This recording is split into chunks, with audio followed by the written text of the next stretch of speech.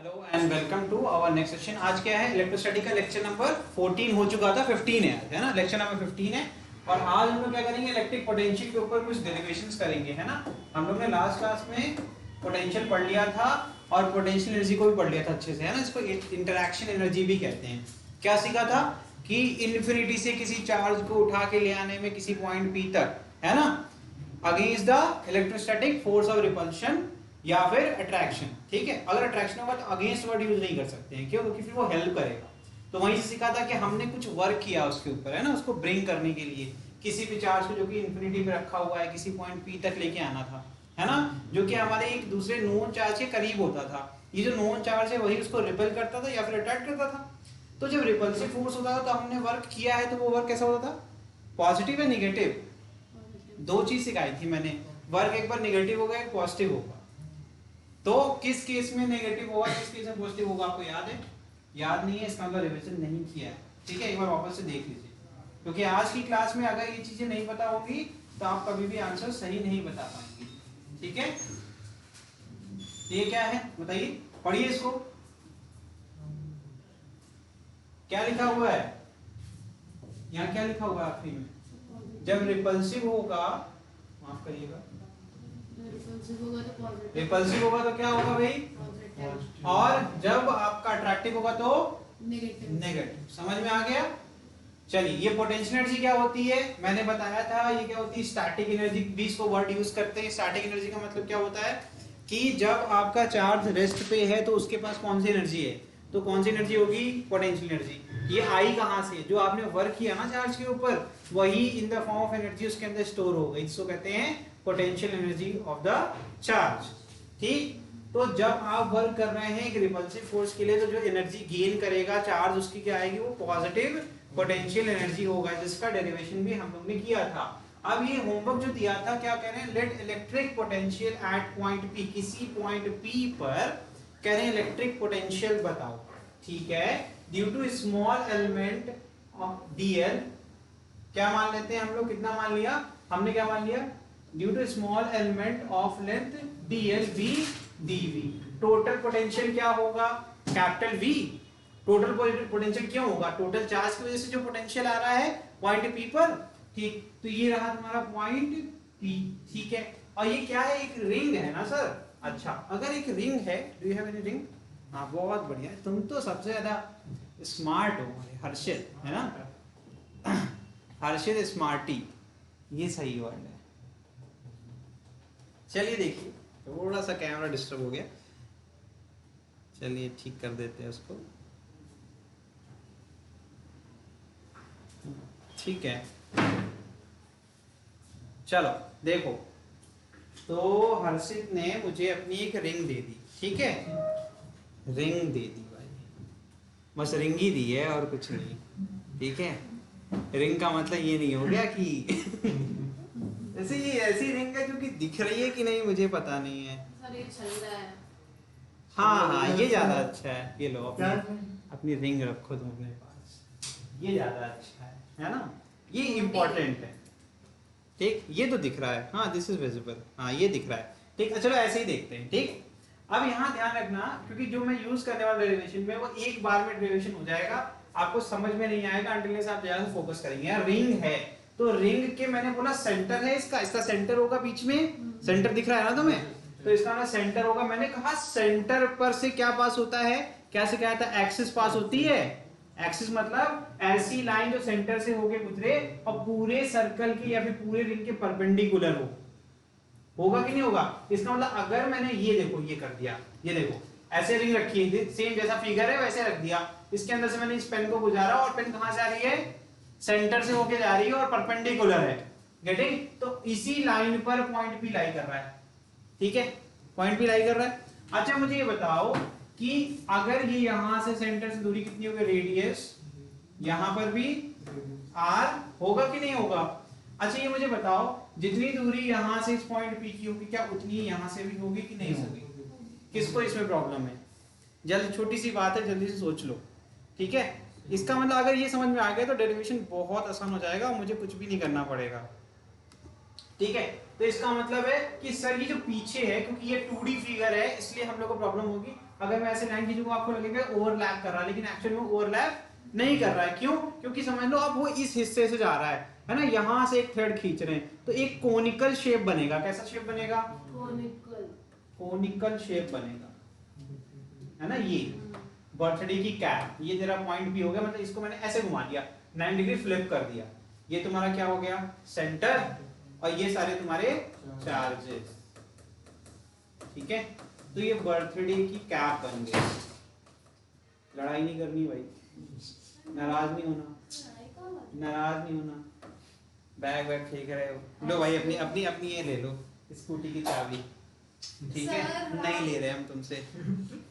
चलिए, तो ये पॉइंट पी हो गया। इसका मतलब है सर ये पॉइंट पी वर्ड यूज करने जा रहा हूं। इक्वी डिस्टेंट है, जितने भी पॉइंट लाई करते हैं इस रिंग पर, जितने भी बिंदु इस रिंग पर होंगे उनसे बराबर दूरी पर है, उसी वर्ड को कहते हैं इक्वी डिस्टेंट। ठीक है, चलिए बहुत बढ़िया। तो इसका मतलब है कि अगर आपने, मैंने कहा कि एक छोटा सा मैंने लेंथ कट कर लिया, ये वाला डीएल कट कर लिया। ठीक, तो डीएल सबसे छोटा पीस अगर रिंग का है तो इस पर जो चार्ज होगा वो भी क्या होगा? डीक्यू होगा। छोटा चार्ज मतलब डीक्यू चार्ज। अब इस डीक्यू के कारण पॉइंट पी पर क्या होगा? एक पोटेंशियल होगा। पोटेंशियल का फॉर्मूला क्या पढ़ा था भाई? V इज इक्वल टू क्या सीखा था? KQ अपॉन R होता है sir. What is R? R is nothing but वो पॉइंट P की दूरी कितनी है, और Q क्या हो गया? जो चार्ज जिसके कारण हम पोटेंशियल निकाल रहे हैं, जिसके कारण क्या हो रहा है? पोटेंशियल निकाल रहे हैं। ठीक, तो यहाँ पर इस Q को मैं हटा के, जनरल फॉर्मूला है, अगर मुझे नया फॉर्मूला बनाना है तो यहाँ पर मैं छोटू से चार्ज के कारण छोटा सा पोटेंशियल होगा। ठीक है, अब इस छोटे से पोटेंशियल का फॉर्मूला क्या होगा? K इंटू छोटा सा चार्ज, है ना, स्मॉल क्यू इसके स्मॉल क्यू लेते हैं, अपॉन अब ये R। सिंपल है, सिंपल है। जरा एक काम करते हैं, दूसरा कोई पोर्शन पकड़ लेते हैं, दूसरा पोर्शन पकड़ लेते हैं। देखो ये सब होमवर्क ऐसे थे ना जो आप कर सकते थे, थोड़ी सी एफर्ट लगाने की देरी थी, लेकिन चलो कोई बात नहीं, आपने नहीं किया तो क्या नया है इसमें, है ना। ठीक है, चलिए हम कर रहे हैं, पैसा वसूल रहे हैं आप लोग, कोई बात नहीं, सर से ही सब करवा लेंगे, कॉपी लिखवा लेना एक दिन हमसे। तो ये डीएल लेंथ है। अब मैंने एक इसी के just opposite portion of the जो आपके रिंग थी वहां पहुंच गया, वहां पर भी एक डीएल ले लिया मैंने। यहां देखा यहां पर भी बराबर चार्ज होगा, इसके कारण जो फॉर्मूला लगेगा इसकी दूरी भी बराबर निकली, तो इसके लिए जब मैं लिखूंगा तो फिर से मुझे क्या लिखना पड़ेगा? k dq upon r। अरे ये तो सेम आ गया। अच्छा एक चीज बताओ, पोटेंशियल स्केलर होता है कि वेक्टर होता है? स्केलर होता है। चलो कुछ तो याद है। तो स्केलर जो है इसका मतलब है कि यहां पर डायरेक्शन का कोई खेल नहीं है। बहुत अच्छी बात, मतलब ऐसा झटका लग जाता है कभी कभी, when you are not expecting anything and suddenly फिर उसमें से एक जैसे जलते हुए लौ आगे उधर से एक चिराग की तरह दिख रहा है, तो थोड़ा सा झटका लगता है। वही रिस्पॉन्स है, शॉकिंग रिस्पॉन्स। ठीक, तो इसका मतलब है अगर टोटल पोटेंशियल निकालना, सर क्वेश्चन क्या कह रहा है कि टोटल पोटेंशियल बता दो इस रिंग के कारण पॉइंट P पर। ठीक है, इस पॉइंट P पर बताना है, तो क्या हो जाएगा सर? अगर टोटल पोटेंशियल है तो हर बार आप क्या करेंगे? dV plus dV plus dV, और करते जाएंगे जब तक आपको क्या ना मिल जाए? टोटल आपको V के बराबर ना मिल जाए, तो जब तक सारे पोर्शन आप रिंग के कवर ना कर लें, यही तो होगा। तो मैंने कहा एक काम करते हैं, पुट कर देते हैं वैल्यू। तो यहां पर K dQ अपॉन R आ गया। मैंने देखा बगल वाले में भी K dQ अपॉन R आ गया। उसके बाद किया उसमें भी K। ठीक है, मैंने देखा K और R तो कॉमन है सर। क्या है? K और R तो कॉमन है सर, इनको मैं कॉमन ले सकता हूं? बिल्कुल ले सकते हैं। तो K अपॉन R को कॉमन लेंगे तो बचेगा क्या? समेशन dQ, कहां से कहां तक? टिल Q तक। जब तक सम करते करते कहां ना पहुंच जाए? Q। तो इसको समेशन के फॉर्म में भी लिख सकते हैं, summation of all dQ will give you total charge. Total charge कितना ले लिया मैंने? स्मॉल q ले लिया, है ना। Q क्या है? Total charge. ठीक है, बस हो गया। आप देखिए खुद ही कर लिए सब। कभी कभी मुझे लगता है कि आप लोग ना होते तो मेरा क्या होता। ठीक है, तो यहां से फाइनल फॉर्मूला आ गया KQ अपॉन R। लेकिन अभी भी मामला सेट नहीं हुआ, अभी भी आर की वैल्यू नहीं निकली। तो ठीक है, पाइथागोरस साहब को फिर से जिंदा करते हैं, बेचारे वो भी ना होते तो हम क्या करते, है ना। उन्होंने बताया था कि एक राइट एंगल ट्रायंगल होगा तो सबसे बिगेस्ट साइड जो होगी उसकी वैल्यू निकालनी है, तो क्या करना पड़ेगा, हाइपोटेनस का square will give you perpendicular square plus base square. तो मैंने इसको मान लिया परपेंडिकुलर, तो ये a स्क्वायर हो गया और बेस कितना मान लिया मैंने, x मान लिया। ठीक है, ठीक है, तो यहाँ पर क्या आ गया, मैंने स्क्वायर हटा दिया तो क्या लग जाएगा, रूट। तो r की वैल्यू कितनी आ गई, अंडर रूट x स्क्वायर। ठीक है, बस इसकी वैल्यू यहाँ पुट कर देंगे, we will get final formula. Final formula मैं यहाँ पर लिख रहा हूँ, so b will be equal to 1 upon 4 pi epsilon naught, फिर q अपॉन क्या आ जाएगा, a square plus x square power 1/2, 1/, वो रूट था ना, रूट हट से। ठीक है, यहाँ तक क्लियर है, बहुत सिंपल था ये डेरिवेशन, इसको फटाफट नोट करते जाइए, और ये डेरिवेशन बस आपको याद कराने के लिए था। ठीक है, तो मतलब समझ में इतना आ गया कि सर अगर कभी भी रिंग रहेगा तो उसके लिए हम जरा सा प्रेशर नहीं लेंगे, हमें पता है पॉइंट बी पर क्या निकालना है, पोटेंशियल, तो हम पूरे चार्ज को ले लेंगे और सबकी जो, अब यहाँ पर सीखने वाली बात क्या है सर, रिंग का जो पेरीमीटर होगा, पेरीमीटर क्या होता है, ये जो बाउंड्री है ना, उससे जो डिस्टेंस पॉइंट पी होगी वही मेरे लिए सबसे ज्यादा इंपॉर्टेंट है। ठीक है, अगर हमें कोण पढ़ा हुआ तो इसको कहेंगे स्लैंट हाइट, है ना। ठीक है, हो गया, चलिए नेक्स्ट करें। वैसे ये होमवर्क था, ये वाला आप करके दिखाइए फिर। अब बोल दिया स्फीयर है, क्या बोल रहे हैं, स्फीयर है, स्फीयर के लिए करना है, आराम से बेटा, कोई बात, नाराज मत हो, नहीं पूछेंगे, अब हम कर देंगे। ठीक है,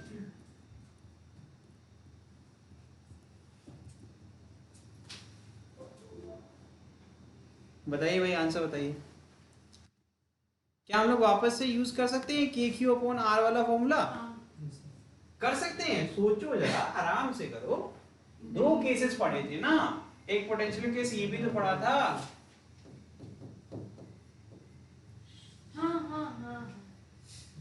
यहाँ पर कहाँ लग रहा है, यहाँ पर नहीं लग रहा है, because it is a 3D figure. एक सेकेंड, मेरी बात सीख लो अभी के अभी, आपके दो केस बाय केस देखो ध्यान से। यहाँ पर आपके पॉइंट की डिस्टेंस, अब मेरी बात सुनना, वो हर जगह से कांस्टेंट।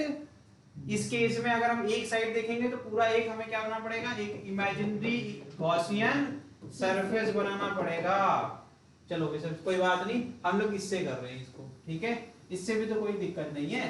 हम लोग कहां से लेके आ रहे हैं, सुनो ध्यान से, आराम से समझो, एक ही तरफ देखते हैं। ठीक है, एक तरफ देखते हैं।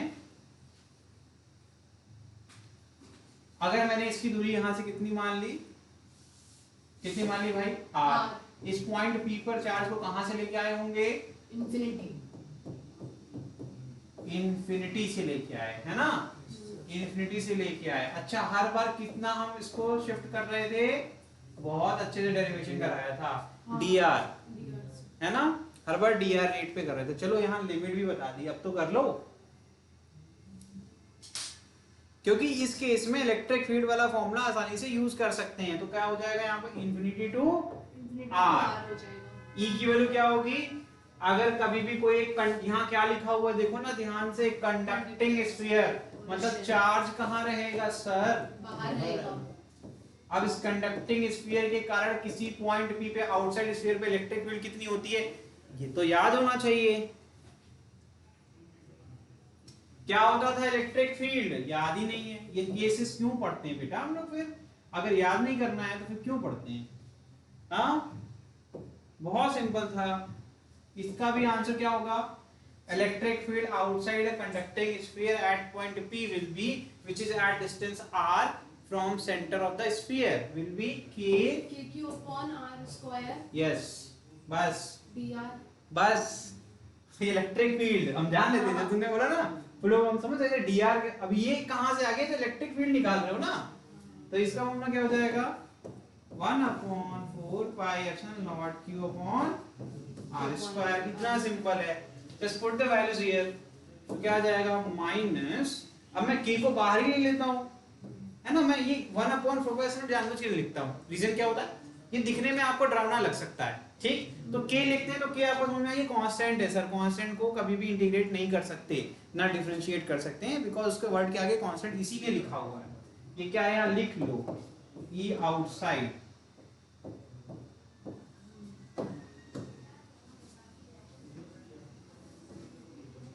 हम q को भी निकाल सकते हैं, q इज आल्सो कांस्टेंट, ठीक, बचेगा क्या 1/,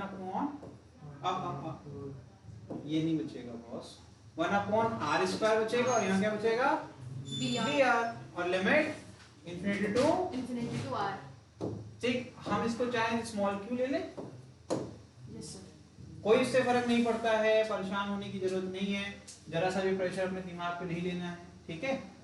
ये सिर्फ चार्ज है, चार्ज का मैग्नीट्यूड रिप्रेजेंट करता है, कैपिटल Q हमेशा इसलिए मैं अवॉइड कर रहा हूँ क्योंकि कैपिटल Q बहुत लार्ज चार्ज को रिप्रेजेंट करता है, ठीक है, समझ गए। चलिए देखिए भाई, तो ये क्या हो जाएगा यहाँ पर माइनस के क्यू, और ये r² को न्यूमरेटर में ले आएंगे तो इंफिनिटी टू r⁻², ठीक है। इसको आसानी से हम कर सकते हैं, यहाँ क्या जाएगा, लिमिट ही तो लगानी है, तो इंटीग्रेशन का कौन सा फॉर्म लगेगा, इंटीग्रेशन x⁻n dx क्या आ जाएगा, x⁻n+1/n+1, यही फॉर्मूला यूज करेंगे, ठीक। तो यहाँ क्या आ जाएगा, r⁻2 है तो n की वैल्यू कितनी हो जाएगी, -2 +1 और डिनोमिनेटर में भी क्या आ जाएगा आपका -1, तो -kq, और यहाँ पर अब मैं इस तरीके से लिख सकता हूँ इसको r⁻1/-1, और ये आ जाएगा इंफिनिटी टू r। मैंने इंटीग्रेशन डायरेक्टली कर दिया, अगर किसी को नहीं आ रहा है मैं यहाँ पे कर देता हूँ, ठीक है। तो ये हो जाएगा तुम्हारा -kq, और फिर यहाँ पर हो जाएगा r⁻1/-1। चलो यही तो स्टेप है, ये तो सेम ही है, यही तो स्टेप है, इसमें और क्या चाहिए तुम्हें, ठीक है। चलिए अब अगर इसमें -1 बाहर निकालोगे तो -1 डिनोमिनेटर में आएगा, तो माइनस कैंसिल आउट हो जाएगा, बचेगा क्या प्लस kq, और यहाँ क्या बचेगा 1/r, और लिमिट इंफिनिटी टू, तो एक बार क्या पुट कर देंगे, एक बार लिमिट पुट कर देंगे r, तो क्या जाएगा kq, और मल्टीप्लिकेशन ब्रैकेट के अंदर 1/r-1/∞, यही तो आएगा ना, एंड 1/∞ क्या होता है 0, तो इसका मतलब है सेम kq/r आ गया, कितना आ गया kq/r, ठीक है। तो इसको डायरेक्टली करेंगे तब भी ठीक, सही है, तो करो फटाफट, आंसर बताइए मुझे, फाइनल आंसर बताइए फटाफट, क्या आएगा, q/4πε0r, सिंपल, q/4πε0r, ये आपका पोटेंशियल आ गया, मैंने क्या निकाला, पोटेंशियल। तो पोटेंशियल एट P लिख सकता हूं मैं यहाँ पर ऐसे पॉइंट आउट करके, V = q/4πε0r, ये सिंपल सा इसका derivation, is it clear? Yes sir. और ये वाला पोर्शन अलग है, जस्ट टू मेक श्योर कि ये डिफरेंस है, ठीक है। ये लाइन यहां से चल रही है, ठीक है, जल्दी से नोट करिए, ऑन द सरफेस निकालना है इसके बाद।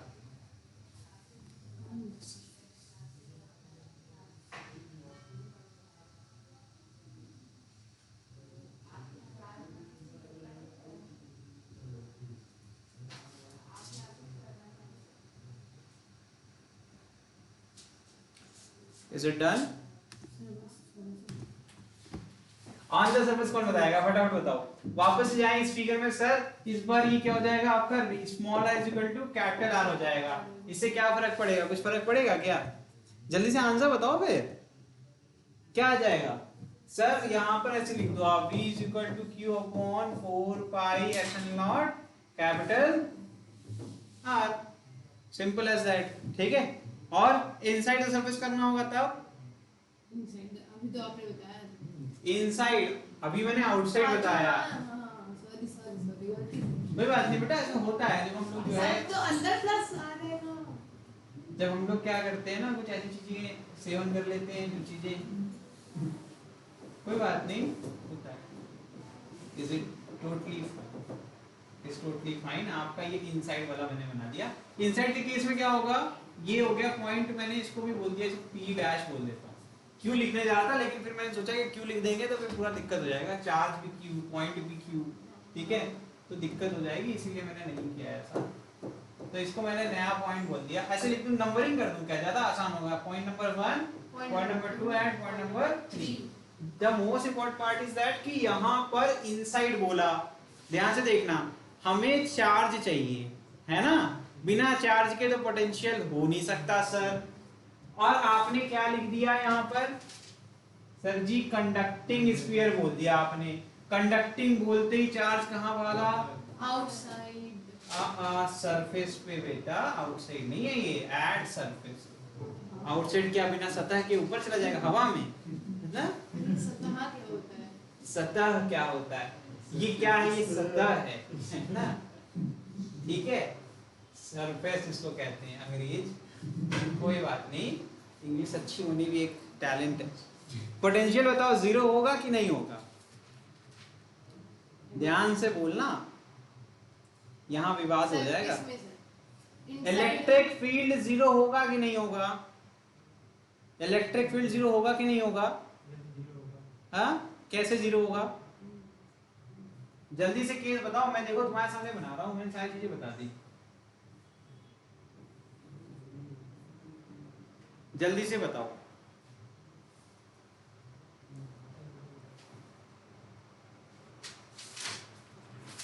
नहीं पच रहा सर, नहीं पच रहा है ना, कोई बात नहीं, अभी समझते हैं हम लोग। ये तो आउटसाइड हो गया केस, इनसाइड वाला केस, ठीक, सारे चार्ज यहाँ हैं, ये केस याद कर लेना इसको, ठीक है, इस चीज को याद कर लीजिएगा, ठीक है। इलेक्ट्रिक फील्ड अंदर आते ही क्या होगा, जीरो होगा। क्यों कॉन्फिडेंस नहीं आ रहा है, कितनी बार पढ़ना पड़ेगा एक चीज, कितनी बार बताएं आप लोगों को, इनसाइड क्यों जीरो हो रहा है, क्योंकि चार्ज ही नहीं है ना अंदर, अंदर की तरफ चार्ज नहीं है। लेकिन ये इलेक्ट्रिक फील्ड के लिए केस था, तो E is equal to zero होता था इनसाइड अ कंडक्टिंग स्फीयर, जाके पढ़ लीजिएगा, मैंने पढ़ाया हुआ है, उसके अंदर आपको मिलेगा कि स्फीयर, अगर आपका कोई स्फेरिकल शेल है जो कि, या फिर कोई भी आपका कंडक्टिंग स्फीयर है, शेल माने अंदर से खोखला, वो भी स्फीयर होता है, और जब मैंने बोला कंडक्टिंग स्फीयर वो सॉलिड होता है, लेकिन सारे चार्जेस कहाँ होते हैं, सरफेस पे होते हैं, इसीलिए वो भी खोखले की तरह ही एक्ट करता है अंदर से। इलेक्ट्रिक फील्ड जीरो होती है, ये बात एकदम सही है, ये लिख लो। लेकिन इलेक्ट्रिक फील्ड में लिख सकता हूं कि वो होती है, तो क्या इसको अगर हमें जीरो करना है तो क्या ये जीरो होना कंपलसरी है, क्या differentiation of any constant value is not zero, नहीं होती है जीरो। चलो बहुत बढ़िया, मतलब एकदम पढ़ाई नहीं हो रही है, होती है, हाँ, what is this, constant, differentiation of any constant value is always zero, is always zero. So from this concept we can say at center the V will be constant and it will be equal to the last known value of potential, that is potential at the surface of any sphere, or V को constant माना गया है, V constant ही होता है, वो mathematically verify भी हो रहा है। सो ये कहना गलती होगी कि इलेक्ट्रिक फील्ड जीरो है तो पोटेंशियल भी जीरो होगा। तो यहां से क्या समझ में आता है कि sir electric field at the centre of any conducting sphere और अ शेल इज जीरो, ठीक, ये क्लियर है एकदम। But potential at centre of any conducting sphere और a shell is not equal to zero, it is equal to potential at the surface of shell और conducting sphere. तो यही होगा आपका सेंटर पे भी इनसाइड के केस में। सो V इनसाइड, सर ये तो ऑन द सरफेस है ना, इतनी देर से बेटा मैं क्या बता रहा था, मैं इतनी देर से चीख के क्या बोल रहा था, बोलो, सुना नहीं कुछ, क्योंकि लिख रहे थे ना आप। नहीं सर सुना है, वही तो वही तो सर, इतने अगर सुना है तो यही तो बताने की कोशिश कर रहा था कि ये V कांस्टेंट है, इसीलिए rate of change of potential with respect to the position is zero है, तभी इलेक्ट्रिक फील्ड जीरो है। इट मींस V कांस्टेंट होता है जैसे ही हम सरफेस के अंदर चले जाते हैं, मतलब इसके बाद इस पॉइंट पर, इस पॉइंट पर, इस पॉइंट पर, किसी भी पॉइंट पर जहां पर आर, स्मॉल आर की वैल्यू क्या है, कैपिटल आर से छोटी है, उन सब जगह पर वी की वैल्यू क्या होगी भाई साहब? क्या भाई, वी बोल रहा हूं, और वी की वैल्यू क्या होगी? जो सरफेस पे लास्ट नोन वैल्यू कहाँ थी, सरफेस, उसके बाद से नोन नहीं है, मतलब वही वैल्यू चल रही होगी, कांस्टेंट हो गई, तभी तो ये जीरो आ रहा है। समझ में आया? v अगर कांस्टेंट ना होता, अगर यहाँ वाली वैल्यू फिर रिपीट ना हो रही होती, तो कभी भी dv अपॉन dr जीरो नहीं होता, फिर नई वैल्यू आती है ना, फिर इसका नहीं, तो जब ये वैल्यू कांस्टेंट हो गई, इसीलिए इसको कहते हैं इलेक्ट्रिक फील्ड जीरो हो गई, और v आपका क्या हो गया, कांस्टेंट। तो v इनसाइड क्या हो जाएगा, v इनसाइड आपका हो जाएगा q upon 4 pi epsilon not. समझ में आया? जल्दी नोट करें, जो एक्सप्लेनेशन दिया है वो इंपॉर्टेंट है, ठीक है?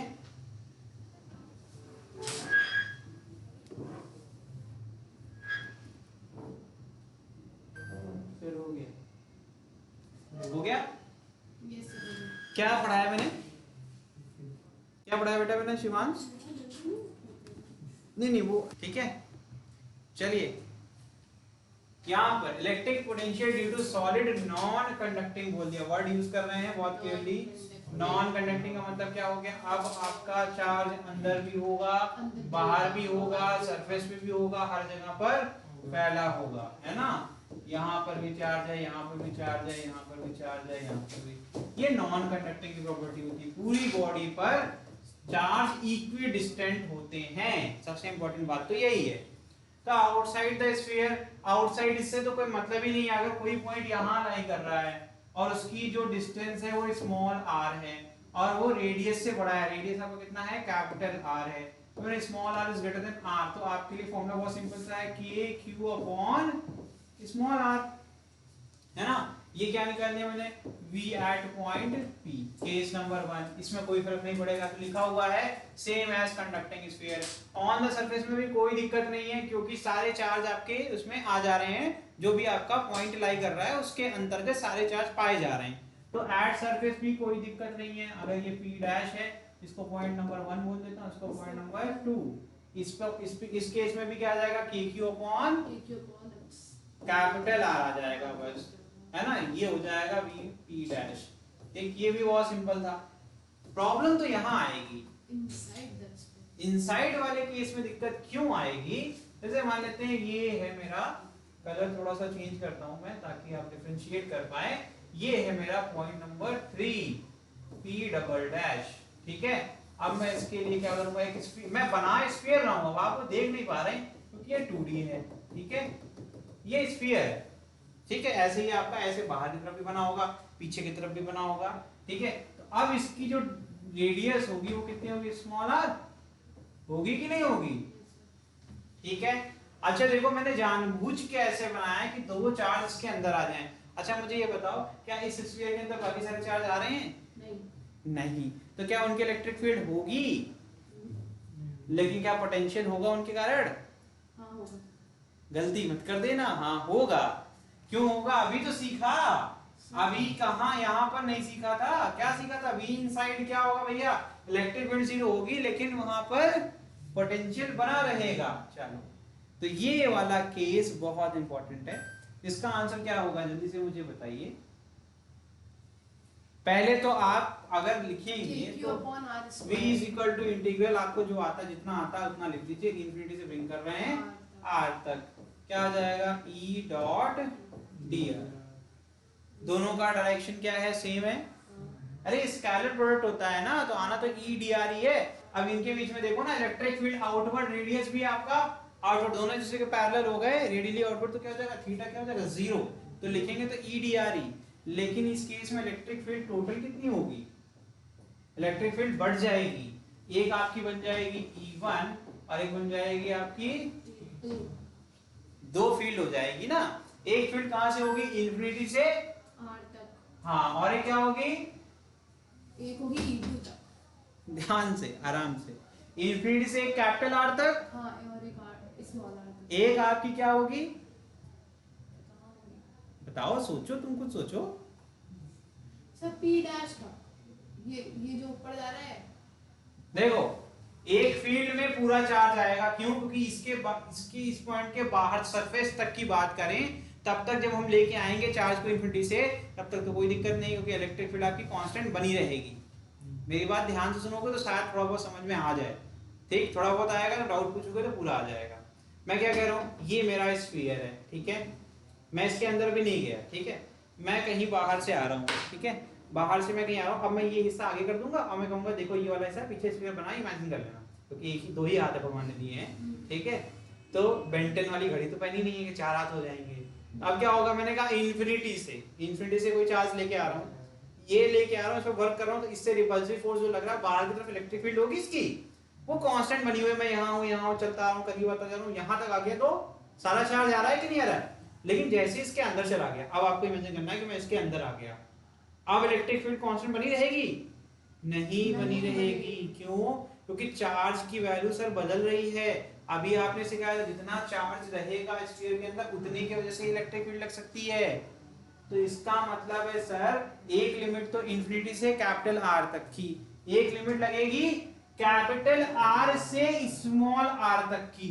ध्यान समझना, यहां तक तो आ गए, यहां से इंफिनिटी, ये मेरा इंफिनिटी है, ठीक है, यहां से तो यहां तक आ गए, तो लिमिट कहां से? इंफिनिटी से कैपिटल, फिर यहां से जब मैं अंदर जा रहा हूं कहां जाके रुकूंगा?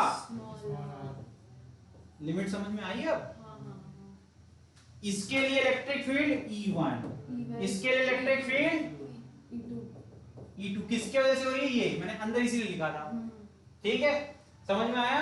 अंदर क्यों लिखा? मैं ये समझाना चाह रहा हूं कि उस चार्ज के कारण ही वो इलेक्ट्रिक फील्ड उत्पन्न हो रही है, इसलिए मैंने क्या लिख दिया यहाँ पर? E2। कुछ बचा? थोड़ा बहुत बचा? अच्छा,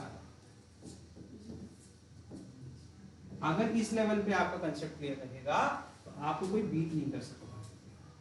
क्यों? जैसे आप कह सकते हैं सर मेरे बोर्ड्स में डेरिवेशन नहीं आते हैं, अब लिटरली नहीं, इतने नहीं आते हैं डिफिकल्ट वाले, लेकिन मैं आपको ये केस बता रहा हूँ, ये केस इतना तो उड़वा भी देंगे, इसका फॉर्मूला रख लेना बस। हाँ, मैं नहीं कहती डेरिवेशन रख लो, ठीक है, लेकिन आप जब इसको समझ लेंगे तो कल को कभी भी जिंदगी में कंप्यूटर एग्जामिनेशन में बैठोगे तो वहां पर क्वेश्चन देख के डर नहीं लगेगा। वो ऐसे ही स्टोरी बनाएंगे कि हम बाहर चले गए, ऑस्ट्रेलिया से एक चार्ज ब्रिंग करके लेके आ रहे हैं, है ना, और हाँ ऑस्ट्रेलिया से लेके आ रहे हैं, ठीक, और जब वहीं ऑस्ट्रेलिया में क्या किया, एक फावड़ा ले लिया, खोदना स्टार्ट कर दिया और लेके जाना धरती के सेंटर तक। देखो बन गया स्फीयर वाला क्वेश्चन, 1 सेकंड लगेगा क्वेश्चन बनाने में। अब वो धरती माता क्या हो गई, टोटल मेरी स्फीयर हो गई, धरती माता पे टोटल चार्ज मेरा क्यू हो गया, ठीक। जब मैं ऑस्ट्रेलिया में खड़ा था, फावड़ा ढूंढ रहा था, तो उस टाइम तक तो मेरे ऊपर जो पोटेंशियल है वो क्या है, k/r है, चाहे मैं फावड़ा ऑस्ट्रेलिया में ढूंढूं इंडिया में ढूंढूं, हम तो स्फीयर के ऊपर ही ना। ध्यान से केस समझो, केस कितना मजेदार था, जो मैंने सवाल बनाया, यहाँ बैठा हूँ चाहे यहाँ बैठा हूँ, कोई फर्क पड़ेगा पोटेंशियल में? स्फीयर के सरफेस पे जो बैठे हुए हैं, चाहे इंडिया में चलाऊं उड़ के, तब भी पोटेंशियल मेरे ऊपर सेम लग रहा है। अब मैं यहाँ से ऑस्ट्रेलिया से उड़ के, और अच्छा मजेदार क्वेश्चन, इंडिया आ गया और इंडिया में माइनिंग करने स्टार्ट कर दिया। इंडिया में इलीगल काम करना आसान, तो यहाँ आए और खुदाई करना स्टार्ट कर गए। अब जितनी दूर पहुंचे वही केस है, कह रहे हैं उस पॉइंट पर कितना इलेक्ट्रिक पोटेंशियल लग रहा है मेरे ऊपर। फिर पहले इंफिनिटी से लेके आए थे, ब्रह्मांड से लेके मैं चार्ज आया यहाँ तक, ठीक है, ठीक, कैप्टन मार्वल बन गए यहाँ तक, नहीं आयरन मैन, वो जेंडर चेंज है तो फिर गए थे ना, अभी तो गए थे लास्ट में, मरने से पहले तो आयरन मैन गए थे, वहां से यहाँ तक आ गए, और फिर इसके बाद अंदर की तरफ जा रहे, तो केस बन गया तुम्हारा, ठीक। लिमिट बना लेते हैं फटाफट, केस बना लिया बहुत। पहले केस के लिए इलेक्ट्रिक फील्ड E1, और जिस रेट पे ले आ रहा है, रेट तो सेम ही है मेरा, हर बार dr रेट से खसकेंगे आगे की तरफ, प्लस अब मैं बाहर एक ऐसे ब्रैकेट लगाऊं ताकि मुझे निगेटिव 2 बार ना लगाना पड़ेगा, कंफ्यूजन आपको ना हो, ठीक है, ध्यान से देखना। मैंने निगेटिव पूरा बाहर कर लिया और इलेक्ट्रिक फील्ड को स्प्लिट कर लिया, और दूसरा हिस्सा क्या होगा भाई बताओ, r तक पहुंच गए तो r से कहां जाएंगे, स्मॉल r तक, यहां से इलेक्ट्रिक फील्ड बदल जाएगी, क्या बड़े भाई, ठीक है, कर सकते हैं। अभी भी डर लग रहा है तो आसान बात समझो, electric field inside a non conducting sphere, फटाफट पलटो उसका डेरिवेशन देखो, और फटाक से आपको डेरिवेशन दोबारा करने की जरूरत नहीं है, just put the value of E2 and E1 तो बहुत आसान था, k/r², अभी जस्ट पढ़ के आ रहे हैं, eight the surface of conducting sphere कह लूं या फिर eight the surface of non conducting sphere कह लूं, चार्ज तो पूरा एक्यूमुलेट हो रहा है ना, तो उसका तो इवन तो बड़ा आसान है सर, के क्यू अपॉन आर स्क्वायर, और यहां पर जो आर होगा वो कैपिटल आर रख देंगे। ठीक है, समझ में आया? दूसरे वाले केस में क्या करोगे? चलो मैं इसको कर देता हूं, आप लोगों के चेहरे उतर रहे हैं, ऐसा लग जाता है कभी कभी कि डर लग रहा है। फिजिक्स इतनी आसान है। नहीं आपके लिए ही आसान है बेटा, बस थोड़ी मेहनत तो करनी ही पड़ेगी यार। चलिए आज से इलेक्शन आपका जो है, अब आपका इलेक्शन 4 तारीख को है, तो 4 तारीख को हो सकता है कि सेंटर बंद हो, नहीं तो यहाँ पर लोकल इलेक्शंस है, तो हो सकता है कि आपकी क्लास ना हो उस दिन। ठीक है, अगर अलाउंस मिल जाएगा तो करेंगे क्लास। ठीक है, लेकिन आज से डिस्टरबेंस नहीं होगा। तो v बराबर क्या हो जाएगा? माइनस। ठीक है, अब देखना ध्यान से, ये क्या हो जाएगा? के क्यू अपॉन आर स्क्वायर। तो मैं के क्यू को बाहर ले सकता हूं, इवन इवन ध्यान से देखना, इवन ये पूरा वाला के, जब बाहर थे हम लोग, यहां बैठे हुए हो तुम, यहां पर बैठे हुए हो, तो यहां पर बैठे हो, तो इस पे टोटल चार्ज कैसे लग रहा है? तो एट द सरफेस आउटसाइड की क्या होता है इलेक्ट्रिक फील्ड? के क्यू अपॉन आर की वैल्यू कितनी होगी वो हम देख लेंगे बाद में। ठीक है, चलो तो यहाँ पर के और क्यू को बाहर ले सकता हूँ इंटीग्रेशन के, अंदर क्या बचेगा? Integral infinity to capital R 1 upon R square को ऊपर ले आर स्क्वायर को r to the power -2 dr, है ना? और इधर प्लस अगेन, अब क्या हो जाएगा? अब सर अब फॉर्मूला मैं बता देता हूं। ठीक है, इलेक्ट्रिक फील्ड इनसाइड ये होगा K Q small R upon capital R cube. याद कर लो अगर नहीं आता है। कैपिटल आर क्यू, कैपिटल क्या है? Radius of the sphere. ठीक है, ये डेरिवेशन मैंने किया हुआ है, मेरी ही वीडियो सेशन में मिल जाएगा। ठीक है, मैंने ये सारी चीजें कराई, रेक्टिफिकेशन का कंसेप्ट यहाँ नहीं होता है, कैपिटल आर से स्मॉल आर। ठीक, अब यहाँ पर भी मैं के क्यू को बाहर ले सकता हूँ, अलाउ करें अगर आप तो। और क्या कॉमन ले सकते हैं? रेडियस भी सर, उसको भी कोई फर्क नहीं पड़ेगा, this is a constant value ना। अब क्या नॉन कंडक्टिंग स्फीयर तो उसका रेडियस बदल दोगे? नहीं ना, तो रेडियस को तो बाहर निकाल सकते हैं। अंदर क्या रहता है? अंदर वही चीज रहती है जिसकी वैल्यू बदल सकती है। ठीक है, इज इट क्लियर? बस डन। अब इतना इंटीग्रेशन करना, दोनों में सेम फॉर्मूला लग रहा है। कौन सा फॉर्मूला लग रहा है? अभी तो सब करके आए हम लोग, ये वाला फॉर्मूला, ये तो हमेशा मतलब कहते हैं ना, ये यूनिवर्सल हो गया, हर जगह फिट हो जाता है ये, है ना? तो यहाँ पर देखो दो केसेस हैं, मैं नेक्स्ट वाले स्लाइड पे करता हूँ ताकि यहाँ ज्यादा साफ सुथरा रहे। ठीक, तो यहाँ से क्लियर हो गया, एक माइनस साइन बाहर है और अंदर एक बार के क्यू आ गया, और आर की पावर -2 थी तो फॉर्मूला लगेगा, देखो आर की पावर -2 थी तो एन की वैल्यू कितनी होगी? -2, तो आर की पावर n+1, तो -2 + 1 क्या आ जाएगा? -1, और डिनोमिनेटर में -2 + 1 -1। ठीक है, तो ये आ गया तुम्हारा, और ये इसका क्या जाएगा? इंफिनिटी से कैपिटल। ठीक है, प्लस यहाँ क्या जाएगा? के क्यू, और क्या यहाँ क्या था डिनोमिनेटर में? कैपिटल आर क्यू, और यहाँ पर क्या था? आर था ना, आर की पावर क्या थी? +1, तो +1 + 1 कितना हो जाएगा? 2, और डिनोमिनेटर में भी 2 आ जाएगा, तो यहाँ जाएगा r²/2, और लिमिट क्या है? कैपिटल आर से स्मॉल आर। ठीक है, सॉल्व करिए फटाफट। अब तो आंसर आप बता सकते हैं। ये 1 अपॉन आ जाएगा, -1 बाहर आ जाएगा, तो एक माइनस है और ये माइनस के क्यू, और क्या बचेगा भाई यहाँ पर? 1 अपॉन आर -1 अपॉन, ये वाला पोर्शन तो 0 होने वाला है, plus K Q upon capital R Q. यहाँ क्या जाएगा? 1/2 भी बाहर ले लेते हैं, क्योंकि किसी भी न्यूमेरिकल वैल्यू पर लिमिट नहीं लगती है, तो 1/2 बाहर ले लिए, यहाँ पे आ गया।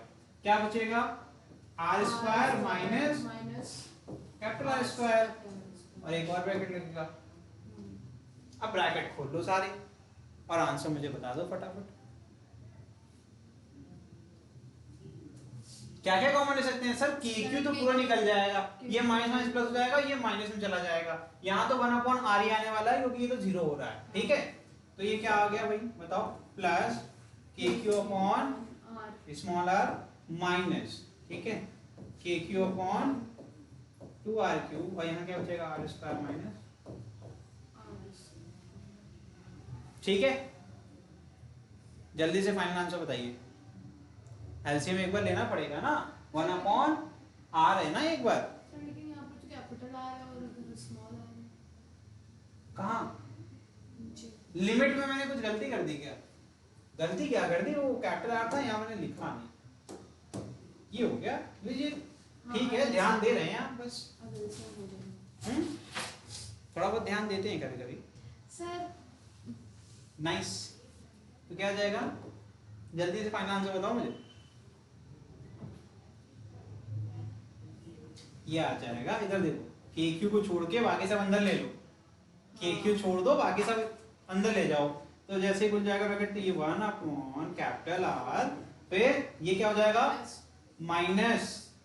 Minus R square upon 2r cube, फिर प्लस आर स्क्वायर अपॉन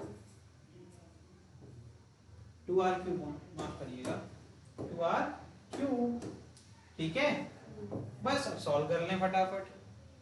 यहाँ क्या बचेगा, 1 अपॉन आर बचेगा ना, 1 अपॉन 2r बचेगा। एलसीएम ले लोगे आप, जल्दी से लेके मुझे आंसर बताइए।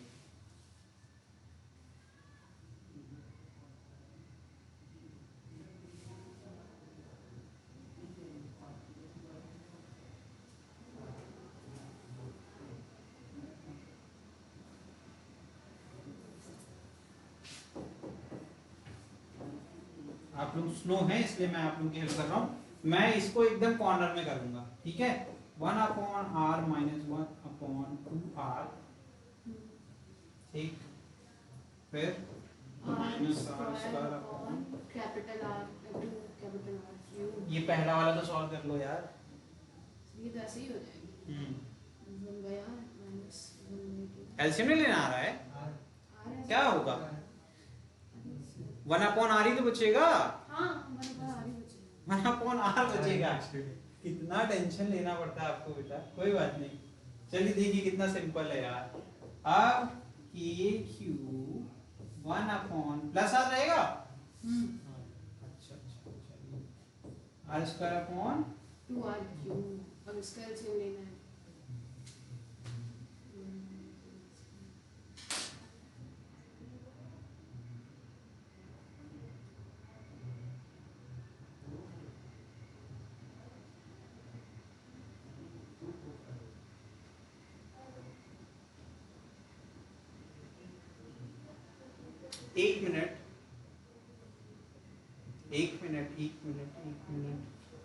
एक मिनट, यहाँ पर मैंने माइनस क्यों कर दिया बेटा? यहाँ तक देखिए प्लस में था तो वहां गलती से माइनस कर दिया मैंने, तो यहाँ पर एक्शन में क्या आएगा, ये तो ऐड हो जाएगा ना। हाँ नीचे ऐड हो जाएगा, ये तो अब ऐड हो जाएगा ना, तो कितना आएगा 3r आएगा। 3r आएगा, 3 अपॉन आएगा, हाँ हाँ सॉरी 3 अपॉन 2r। जल्दी से बताओ। अब मैं कर दे रहा हूँ, बहुत इम्पेशेंट हो रहा हूँ मैं, क्योंकि आप नहीं कर पा रहे। 1 अपॉन r कॉमन ले लिया, बचे क्या बेटा 1 plus 1 upon 2 that is equal to 3/2। 3/2 और तो 3/2 कॉमन ले लिया था 1 अपॉन r। कहाँ कॉमन लिया, कुछ कॉमन नहीं लिया, उससे क्या फर्क पड़ता है यार, तुम कॉमन मत लो, कॉमन मत लो, इतना सिंपल सा बेटा नहीं कर पा रहे हो। एलसीएम क्या आएगा 2r आएगा ना, 2 प्लस 1 हाँ मैं नहीं कहूंगा बेटा ये सब। अब देखो मैं 1 ये 2 और क्यूब को बाहर ले लेता हूँ, देखो ध्यान से देखना, इतना सिंपल सा है, पता नहीं कितना टाइम वेस्ट कर रहे हो। 2r क्यूब बाहर ले लूंगा तो यहाँ तो 2r क्यूब निकल जाएगा, लेकिन यहाँ तो नहीं, यहाँ 2 तो निकल जाएगा, लेकिन r है ना, 2 r आपके नहीं है, तो मल्टीप्लाई करना पड़ेगा न्यूमरेटर में, तो बचेगा क्या यार, यही सिंपल है 3r square minus r square. यह इसका फाइनल आपका फॉर्मूला है, समझ में आया? बस ये हो गया फाइनल आपका फॉर्मूला, यही आपका पोटेंशियल है, ठीक है। टाइम नहीं लगता है, इट्स ऑल अबाउट कैलकुलेशन। कितने इंपेशेंट हो गए आप, ठीक है। ये अगर नहीं करने की आदत होगी तो कैसे बड़े बड़े क्वेश्चन सॉल्व करेंगे। सर एक बार पीछे करिए। अभी मेरी बात खत्म कहाँ होगी, अगर हम सेंटर, ये तो इनसाइड की बात हो गई, चलो फटाफट कंक्लूड करते हैं इसको। इनसाइड का एक फॉर्मूला बढ़िया सा मिल गया कि अब हम इनसाइड कितना जा रहे हैं इससे फर्क नहीं पड़ता, अब मुझे पता है फॉर्मूला लेके कितनी माइनिंग करनी है, जितना करेंगे उतना हम आर की वैल्यू पुट कर लेंगे, ठीक है, और कैपिटल आर की वैल्यू हमें हमेशा पता रहेगी, ठीक है। रेडियस ऑफ अर्थ तो पता ही है, स्मॉल आर जितना हम नीचे गए उतना मैच कर देंगे कैपिटल आर से, तो हमें क्या मिल जाएगा, आर स्मॉल आर भी मिल जाएगा। दोनों चीज प्रॉब्लम सॉल्व हो गई। अब अगर मैं सेंटर पे चला गया तो स्मॉल आर की वैल्यू क्या हो जाएगी, जीरो हो जाएगी ना, कोई डिस्टेंस ही नहीं है, सेंटर पहुंच गए। तो उस केस में क्या होगा, फटाफट देखो, तो आप खुद सोचिए क्या होगा, जल्दी सोच के बताइए मुझे। अगर हम सेंटर पे पहुंच गए सर, उस स्मॉल आर को क्या कर दो, जीरो कर दो, ठीक है। तो फॉर्मूला क्या होगा, at center small R is equal to zero, तो क्या आ जाएगा, v is equal to K Q upon 2r cube, और क्या बचेगा 3r स्क्वायर माइनस 0 स्क्वायर, सही है, 3r square Q Q upon 2r 3 upon 2r, ठीक है, ठीक। सेंटर है और पिछले वाला इनसाइड वाला। अब अच्छा इसको कंक्लूड कर रहे हैं, v center is equal to 3/2 times of v surface. क्या मैंने ठीक लिखा, क्या मैंने ठीक लिखा, के क्यू अपॉन आर, तो ये सरफेस वाला पोटेंशियल है ना, बस यही रिलेशन हो गया, ठीक है। ये किसके लिए है, for non conducting only, for non conducting, ठीक है। अब लगाओ जितने न्यूमेरिकल लगाने सब लग जाएंगे, ठीक है। बस आपको अपना कंसेप्ट क्लियर रखना है, हर एक स्टेप्स आपको एक न्यूमेरिकल के लिए हेल्प करेंगे। कितने भी केसेस बन जाएंगे इसके ऊपर, केसेस इसी डेरिवेशन से ही निकलेंगे। अगर डेरिवेशन को अच्छे समझ लोगे तो तुम्हें हर बार स्टोरी पता है कि क्वेश्चन की स्टोरी चल कहां से रही है, ठीक है। आप सरफेस से अंदर लेके आ रहे हो, इन्फिनिटी से लेके आ रहे हो, कहीं से भी लेके आओगे, इसी में से फॉर्मूला निकलेगा ना, तो अगर ये डेरिवेशन पता रहेगा तो कर लो, ठीक है।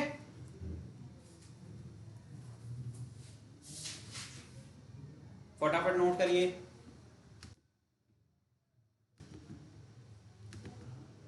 ठीक है बॉस, ये हो गया, इसको फटाफट नोट करो। सेंटर पे क्या होगा आपका, r जीरो हो जाएगा, r जीरो करने की वजह से 3kq अपॉन 2r मिल जाएगा। अगर 3/2 को अलग कर लें तो kq अपॉन r क्या होता है, potential at surface of any sphere, ठीक है। आगे बढ़ जाएं, ये वाली कंडीशन बड़ी इंपॉर्टेंट है, v center is equal to 3/2 of v surface, ठीक है। ये रिलेशन है आपका फॉर नॉन कंडक्टिंग स्फीयर।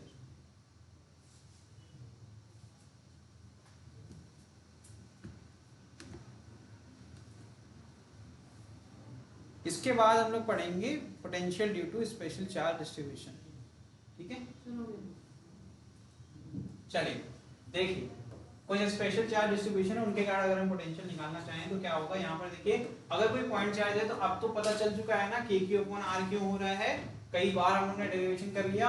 अगर मल्टीपल चार्जेस हैं तो क्या होगा, q1 q2 q3 सबका अलग अलग अपना अपना पोजीशन होगा, डिस्टेंस होगा, तो kq upon r1 r2 and r3 and so on. देखा जाए तो सिर्फ चार्ज की वैल्यू बदल रही है, k की वैल्यू बदलने के लिए उसको क्या लिख सकते हैं, k और समेशन qi अपॉन, ये मैंने बहुत पहले करवा दिया था, है ना, i is equal to 1 to n, ये मैंने लिखवाया था v की वैल्यू, ठीक है।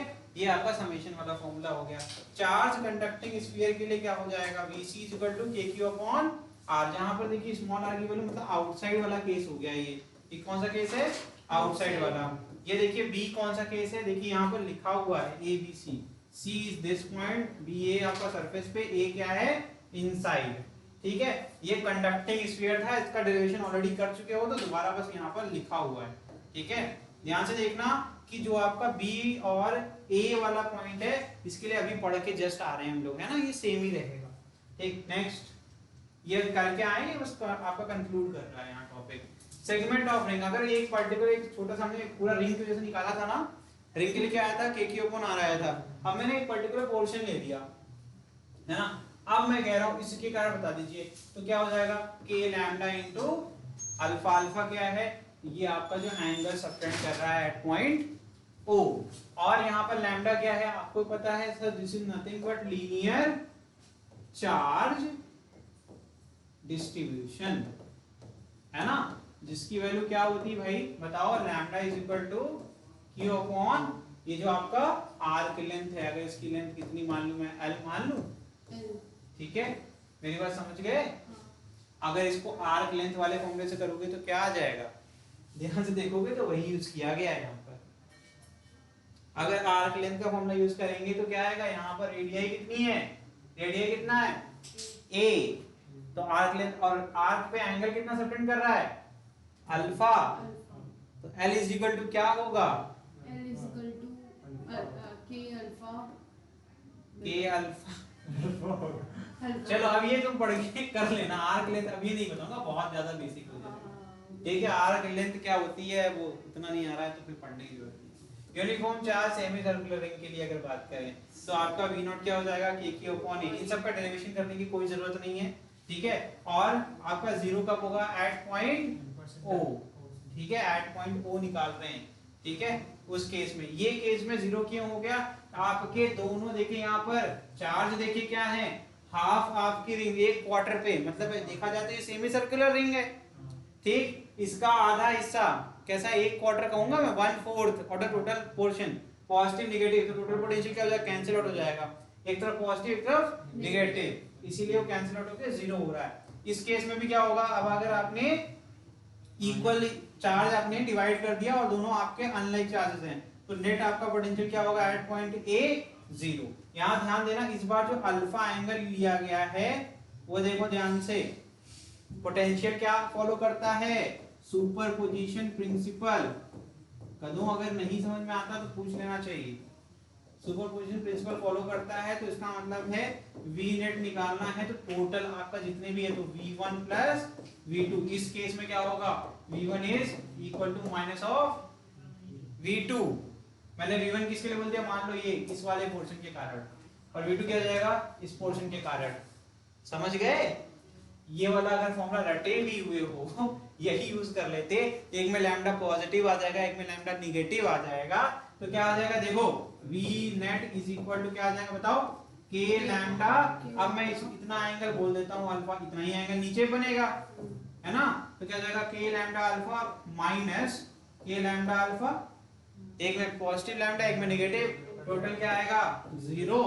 इस केस को भी कर लो, देखो ये एंगल कितना अल्फा, जितना एंगल यहाँ बनेगा उतना एंगल कितना आ जाएगा, ये भी आ जाएगा V is equal to zero. Reason क्या है, पॉजिटिव नेगेटिव, अच्छा इसकी तो फिर पॉजिटिव पॉजिटिव वाला था, माफ करिएगा मैंने देखा नहीं, ठीक है, ये तो अलग केस हो गया। इस केस में क्या, सेमी सर्कुलर केस में क्या हो जाएगा, KQ अपॉन A, ठीक है, A क्या है इसका रेडियस।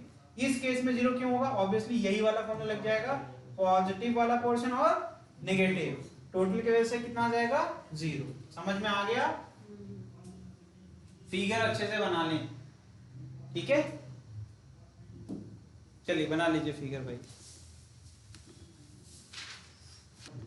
नेक्स्ट आपको टॉपिक है इक्विपोटेंशियल सरफेस, आपका पोटेंशियल पूरा खत्म हो गया है। इक्विपोटेंशियल सरफेस का मतलब क्या है मैं पहले बता देता हूँ फटाफट। गॉसियन सरफेस समझा था पहले से, गॉसियन सरफेस क्या होता था, सेंटर से इक्वी डिस्टेंट होता था, है ना, इक्वी डिस्टेंट मतलब उस पर जितने भी पॉइंट हो सकते हैं, एग्जिस्ट कर सकते हैं, वो सारे बराबर दूरी पर होंगे, ठीक है। अब यहाँ पर ध्यान से देखिएगा, कह रहे हैं for a given charge distribution the plane और surface corresponding to the locus of all point having some potential is called equipotential surface. Equipotential surface can never cross each other, otherwise potential at a point will have two values which is not possible or observed, ठीक है। यहाँ देखिए equipotential surface क्या होता है, हमेशा perpendicular होता है to direction of electric field. क्यों, जैसे मान लो ऐसे मैंने बना लिया, ये मेरा इलेक्ट्रिक फील्ड था, यहाँ से इलेक्ट्रिक फील्ड क्या होगी, आउटवर्ड होगी और रेडियल होगी, और रेडियस हमेशा जितने भी पॉइंट लाई करते हैं उससे क्या होता है 90 डिग्री पर होता है कि नहीं होता है, तो सरफेस के परपेंडिकुलर होगा कि नहीं होगा, हमेशा होगा। 10th क्लास की चीजें हैं ये, ठीक है। If a charge is moved from one point to another over an equipotential surface then work done will be zero, कितना होगा, रीजन क्या है कि एट इक्विपोटेंशियल सरफेस, क्योंकि सारे के सारे क्या हैं इक्विडिस्टेंट हैं, तो वहां पर आपका पोटेंशियल सेम होगा हर पॉइंट पर। तो अगर से ये सेंटर O है, यहाँ से इसकी दूरी इस पॉइंट की कितनी है, P की R, मैं येलो कलर यूज कर रहा हूँ, ये आपका क्या है R, यहाँ पर मैंने पॉइंट Q ले लिया, इसकी भी दूरी कितनी होगी R, यहाँ ले लूंगा, यहाँ पर भी दूरी क्या होगी R, चार्ज कितना है, एक ही है, सबका पोटेंशियल सेम आएगा कि नहीं आएगा, ठीक है। तो यहाँ पर क्या आ जाएगा, WAV वर्क डन क्या आएगा, हमेशा 0 आ जाएगा, क्या आ जाएगा 0। शेप्स ऑफ इक्विपोटेंशियल सरफेस, ये देखिए आपके सामने बने हैं, ये क्या है आपका, ये प्लेनर फिगर है, ये स्फेरिकल है, ये सिलिंड्रिकल है, ठीक है। तो यहाँ देखिए for a uniform electric field equipotential surface are parallel planes, आपके ऐसे प्लेन क्या होंगे, पैरेलल चलते रहेंगे आगे की तरफ।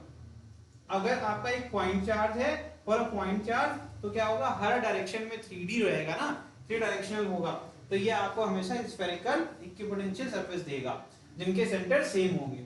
और अगर आपने एक वायर ऐसे रख दिया, सिलिंड्रिकल वायर है ना, इसके ऊपर एक पॉजिटिव चार्ज ऐसे डिस्ट्रीब्यूट कर दिया, इसके कारण क्या होगा, हर पॉइंट हर डायरेक्शन में निकाल नहीं पाएगा यहाँ पर, है ना, तो ये क्या होगा, हमेशा एक सर्कुलर रिंग के फॉर्म में निकलेगा, ढेर सारी रिंग बनेगी, पहली रिंग बनेगी इस तरीके से, दूसरी रिंग बनेगी, तीसरी रिंग बनेगी, चौथी रिंग बनेगी, और ये सारी रिंग को अगर एक साथ देखोगे तो तुम्हें क्या दिखेगा, एक सिलेंडर दिखेगा, क्या दिखेगा, एक सिलेंडर। तो ये हो गया आपका for line distribution of charge equipotential surface are coaxial cylinder, ऐसा सिलेंडर जो कि एक ही सेंटर होगा सबका और उससे बाहर की तरफ वो बढ़ रहा है, ठीक है, ये हो गया, समझ में आया, ओके। इसको बना लें फटाफट। मैंने अभी आपको ये अच्छे से समझाया था कि वर्क डन 0 क्यों हो रहा है, ये तो सिंपल सी बात है, वर्क डन तो पोटेंशियल एनर्जी बराबर होता है। पोटेंशियल एनर्जी क्या होती है, चेंज इन पोटेंशियल एनर्जी क्या होती है, आप किसी ए और बी के बीच में जो पोटेंशियल एनर्जी होगी क्या होगी, Q इंटू वी के बराबर होगी, तो QVB मतलब फाइनल पॉइंट बी होगा। जैसे मान लो हम बना के दिखाते हैं, ठीक है, यही बनाते हैं, ये देखो कितना अच्छा इक्विपोटेंशियल सरफेस है, यहाँ पर मैंने एक पॉइंट ले लिया, पॉइंट क्या हो गया मेरा ए, ठीक है, ध्यान समझिएगा, फिगर दिख रहा है ना बहुत अच्छे से, ठीक। अब ये हो गया तेरा पॉइंट बी, दोनों की सेंटर से दूरी कितनी है, बराबर है कि नहीं है, बराबर है ना, तो potential at A will be equal to potential at B. कैसे, फॉर्मूला एक ही पढ़ा था ना, KQ अपॉन R होता है आउटसाइड के लिए, सेंटर पे चार्ज कितना है, Q है, और ये R दूरी पर है, तो VB will be equal to KQ upon R and VA will be also equal to KQ upon R। Clear है। What is work done, work done क्या होता है, जो आप किसी पॉइंट ए से पॉइंट बी तक जाने, पॉइंट लोकेट करने के लिए, चार्ज को मूव कराने के लिए जो आपने वर्क किया, that is totally equal to change in potential energy. तो पोटेंशियल एनर्जी क्या होती है सर, UAB अगर लिखोगे तो पहली बात तो ये हो जाएगा आपका Q into VB minus Q into VA, ठीक है, यही तो चेंज इन पोटेंशियल एनर्जी है, ठीक है। चलो इसका माइनस करोगे तो अब ये AB होता है, अब मैंने माइनस साइन डायरेक्टली इसमें पुट कर दिया, ठीक है, ये क्या होगा QVA और VB, अब माइनस लगाओगे तो क्या हो जाएगा, ये उल्टा हो जाएगा, ठीक है, तो minus change in UAB will be equal to QVB minus QVA। अरे जब Q दोनों में सेम है तो Q को कॉमन ले लेते हैं, बचेगा क्या, VB माइनस VA, और जब VB is equal to VA तो ये पूरा क्या हो जाएगा, जीरो ही तो होगा, जीरो ही तो होगा, और कुछ हो जाएगा, ठीक है। यहां पर ये वाला ये लाइन लिख लेना क्योंकि इसके ऊपर जीरो आ रहा था, मैं इसको मिटा दूंगा। तो as VB is equal to VA it will be equal to 0, मैंने लिख दिया वापस से। अब इसका ये प्रॉपर एक्सप्लेनेशन हो गया, अब आपको हमेशा याद रहेगा, ठीक है, हो गया।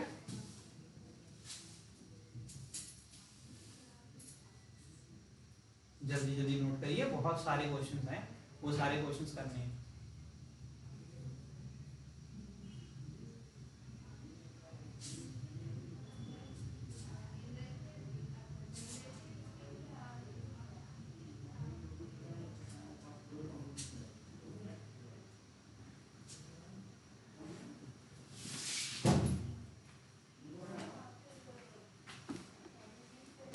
ठीक है, देखो नेक्स्ट, आप यहाँ कुछ रिलेशंस पढ़ लेते हैं। तो यहाँ पर एक नया रिलेशन आ गया जिससे एक नए टर्म को इंट्रोड्यूस करेंगे, relation between electric field and electric potential.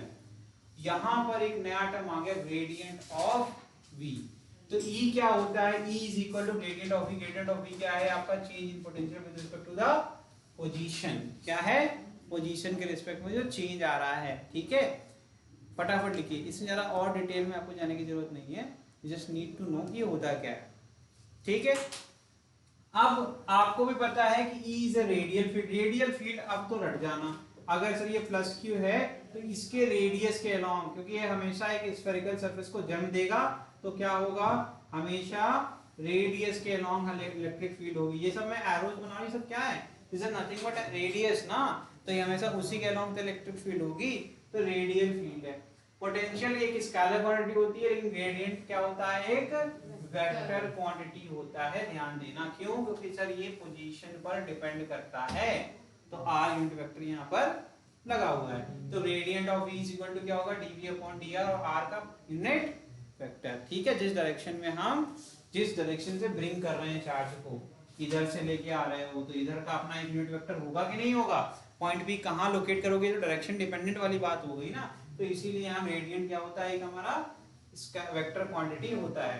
Cartesian coordinate में अगर लिखना है तो gradient of v is equal to क्या होगा, dv upon dx i cap, dv upon dy j cap, और माफ करना ये d जो लिखा है इसको मैं एक्चुअल वर्ड यूज करूं मैथ वाला, जो कहते हैं पार्शियल डिफरेंशियल।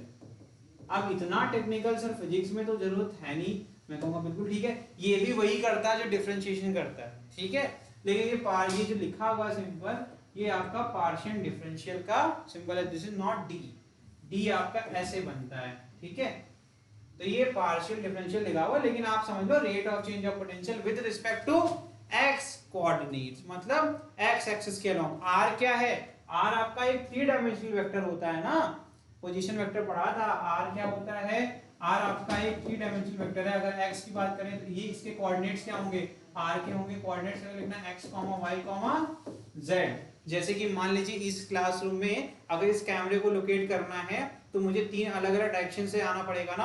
अगर मैं स्टार्ट कर रहा हूँ क्लास के एक कॉर्नर से, मान लो मैं ऐसे कॉर्नर से कर रहा हूँ, ठीक है, सबसे पहले मैं क्या करूंगा, सबसे पहले मैं कैमरे के सामने आऊंगा। कैसे, मैंने देखो ये 1-2 स्टेप लिया, कैमरे के सामने आ गया। ठीक, अब मैं कैमरे की तरफ जाऊंगा। ठीक है, तो मैं कैमरे के जस्ट नीचे पहुंचूंगा, फिर मुझे तीसरी डायरेक्शन मतलब मुझे एक हाइट अचीव करनी पड़ेगी, तब मैं कैमरे तक पहुंचूंगा। तो देखो एक कोऑर्डिनेट हो गया x, एक कोऑर्डिनेट हो गया y, और तीसरा क्या हो गया z। तो r क्या है आपका 3 डायमेंशनल वेक्टर होता है ना। कोई भी ऑब्जेक्ट स्पेस में लाई कर रहा है, तो स्पेस में कोई चीज होती है तो उसको लोकेट करने के लिए 3 डायमेंशनल वेक्टर चाहिए। तो पोटेंशियल का जो चेंज आ रहा है with respect to change in the position. अब ये पोजीशन के साथ 3 आपके 3 डायरेक्शन को, मतलब r यूनिट वेक्टर 3 डायरेक्शन को मिला के रिप्रेजेंट करता है। तो आपका अगर हम एक्सिस के अलोंग चेक करें तो x एक्सिस में चेंज करने से पोटेंशियल कितना चेंज हुआ, तो उसके लिए क्या जाएगा, delta v upon delta x, या इसको या फिर पार्शियल डिफरेंशियल कह सकते हैं, i cap plus j cap plus k cap. Getting, यहाँ पर direction of E is from high potential to low potential, हमेशा याद रखना, ये सिंपल है। आगे देखिए, अगर v कांस्टेंट है एक रीजन में तो वहां पर इलेक्ट्रिक फील्ड हमेशा क्या होगी, 0। ये अब हम लोग को समझने की जरूरत नहीं, क्योंकि हमने बहुत अच्छे से कर लिया था, because we know that E is equal to dv upon dr, and if v is constant it means it is equal to 0, so electric field will always be equal to 0। समझ में आ गया? ठीक, ये हो गया तुम्हारा पोटेंशियल का relation with electric field. ठीक है, चलिए आगे बढ़े। यहाँ पे तो डाउट हो सकते हैं तुम लोग, लेकिन तुम लोग इंटेलिजेंट हो, तो आई डाउट कि आपको डाउट नहीं है। ठीक है, if potential energy at infinity is 0, external work in changing the configuration of a system from I to F will be given by, यही मैंने अभी पढ़ाया, वर्क डन क्या होगा, change in potential energy I to F, मतलब initial point two final point.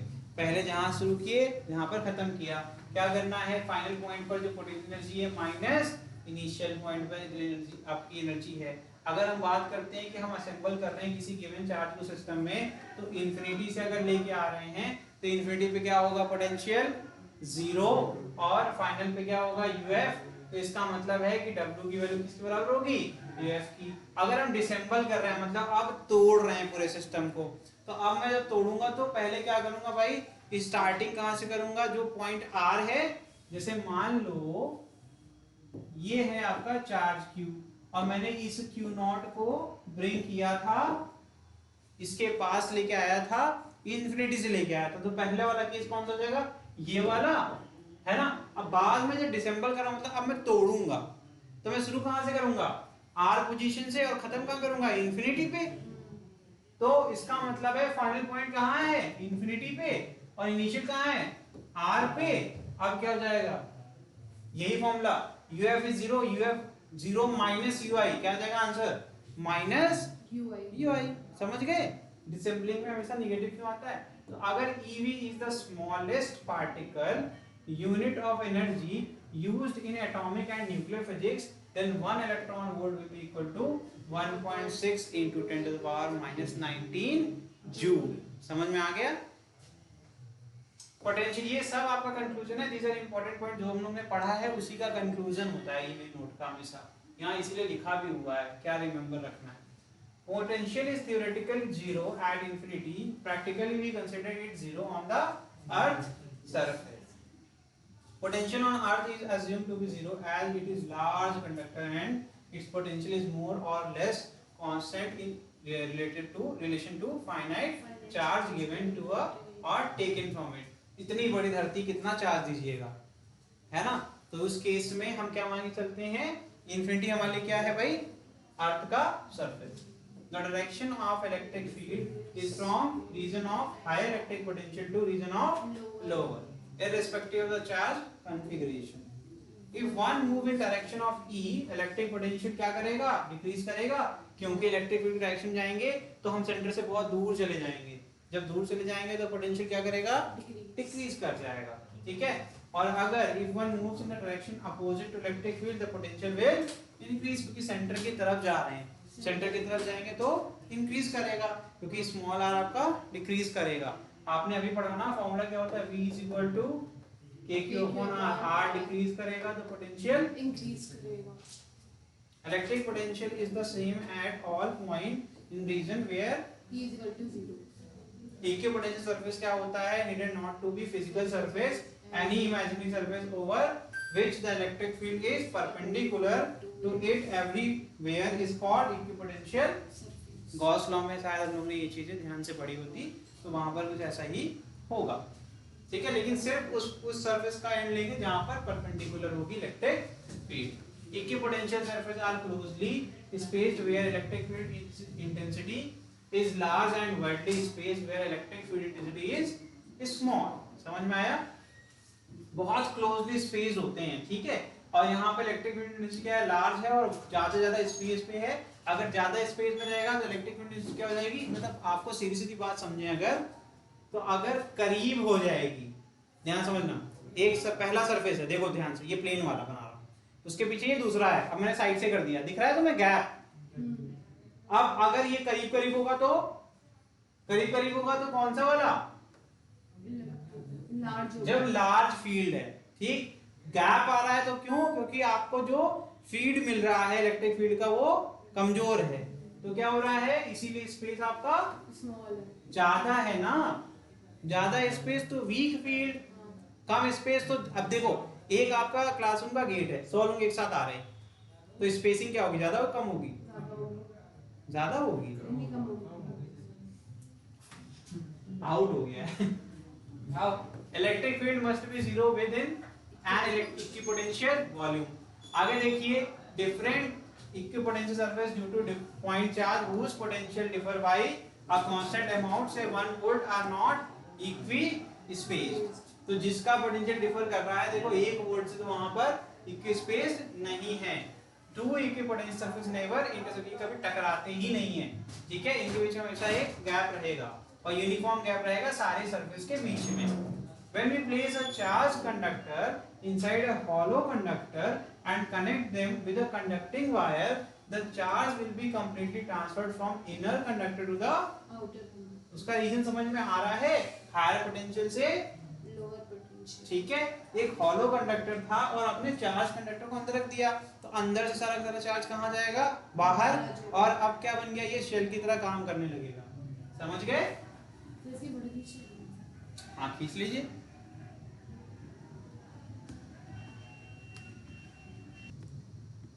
चलिए start करते हैं क्वेश्चंस लगाना, ठीक है। देखो, if separation between 2 point charges decreases, then electric potential energy of the system increases whatever be the sign of charges। ये बात सही है या गलत है? सही है। सही है। सर द पोटेंशियल इंक्रीज करेगा तो सर जो आर होगा वो डिक्रीज करेगा। ध्यान से करना बेटा, आराम से करना। मैंने ना नहीं, नो भी नहीं हो सकता। नो अगर है तो क्यों है? सर तो बोथ तो होगा।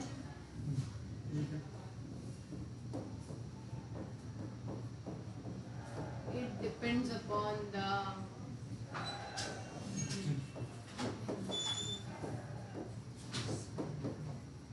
मैंने चार्ज का साइन बताया क्या? नहीं।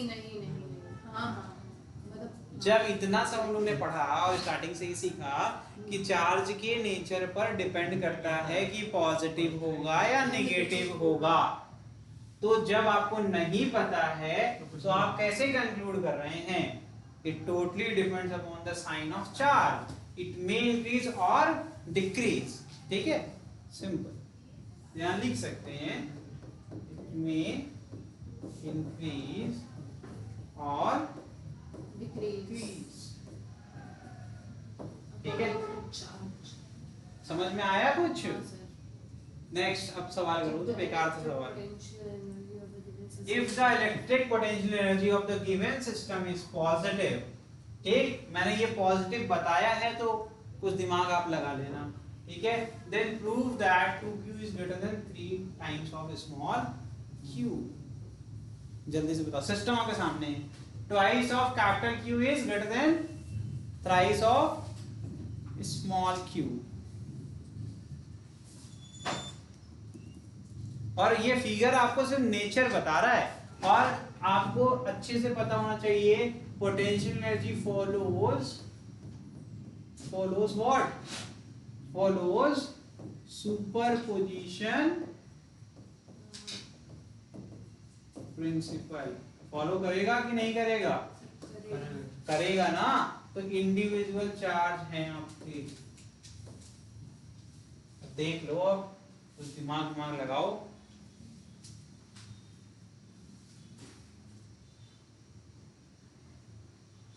करो। K Q1 Q2 upon R होता है फॉर्मूला, अगर याद ना हो तो। हाँ, तो U का फॉर्मूला क्या हो जाएगा? जनरल फॉर्मूला लिख रहा हूँ, K Q1 Q2 upon R। इनके बीच की इंटरेक्शन एनर्जी की बात हो रही है, ध्यान से पढ़िएगा क्वेश्चन। Q1 Q2 के बीच की बात हो रही है, पोटेंशियल की बात नहीं हो रही है। इसी पॉइंट पर पोटेंशियल नहीं निकाल रहे, एनर्जी की बात हो रही है। एनर्जी क्या होता है? जो आपका इसके बीच में इंटरेक्शन एनर्जी को कहते हैं, क्या होता है? K Q1 Q2 upon R। और ऑलरेडी पहले से सवाल में कुछ दिया है कि क्या है ये भाई? पॉजिटिव है, मतलब U net is greater then 0। तीन ही तो पेयर बन रहे हैं, बट मुझे फॉर्मूलेस तो बता दो। ये इक्विलेटरल ट्रायंगल है, इक्विडिस्टेंट है सारे चार्जेस। पेयर की बात करें अगर तो फॉर्मूला भी लिख दिया यार। U नेट क्या हो जाएगा sir? U1 plus U2 plus, अब U1 U2 U3 अपने हिसाब से ले लो। तो सेम नेचर का चार्ज है तो क्या होगा? U पॉजिटिव होगा। यहां हो गया मेरा U1, यहां हो जाएगा मेरा U2, यहां हो जाएगा मेरा U3। कर लो जो करना है। तो इस केस में क्या आ जाएगा? K क्या आ जाएगा? Q into 2Q upon A minus K 2Q Q upon 2 capital Q small q लिखो यहां पर। अनायता आपको बताना है ये सही कर रहा हूं गलत कर रहा हूं?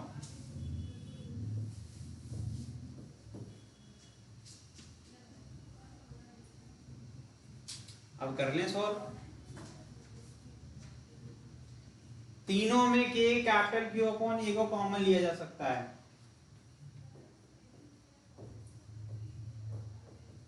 बचेगा क्या ब्रैकेट के अंदर? 2, 2 ही बचेगा, 2q बचेगा। क्या बचेगा? 2 कैपिटल क्यू माइनस यहाँ एक स्मॉल क्यू बचेगा, यहाँ पर भी एक, यहाँ आपका -2 स्मॉल क्यू और माइनस, यही तो बचेगा ना। प्रूफ क्या करना था? 2 capital Q is greater than, कितना आसान था question. a capital Q upon A और ब्रैकेट में क्या आएगा? 2 कैपिटल क्यू -3। अगर आपका, अगर थोड़ा डिस्टर्ब कर दिया इसने, अगर आपका 2q is less than 3 small Q हो जाएगा, पूरी वैल्यू निगेटिव हो जाएगी कि नहीं हो जाएगी? है ना। इसका मतलब है hence 2 capital Q is greater than 3q because since u net is positive। और यहाँ ब्रैकेट लिखना, ये बात गिवन है, इस तरीके से ये प्रूफ होता है। ठीक है, यहाँ लिख देना ये not possible, not as per given. ठीक है, हो गया प्रूफ। इतना ही करना था, इतना ही आसान है ये।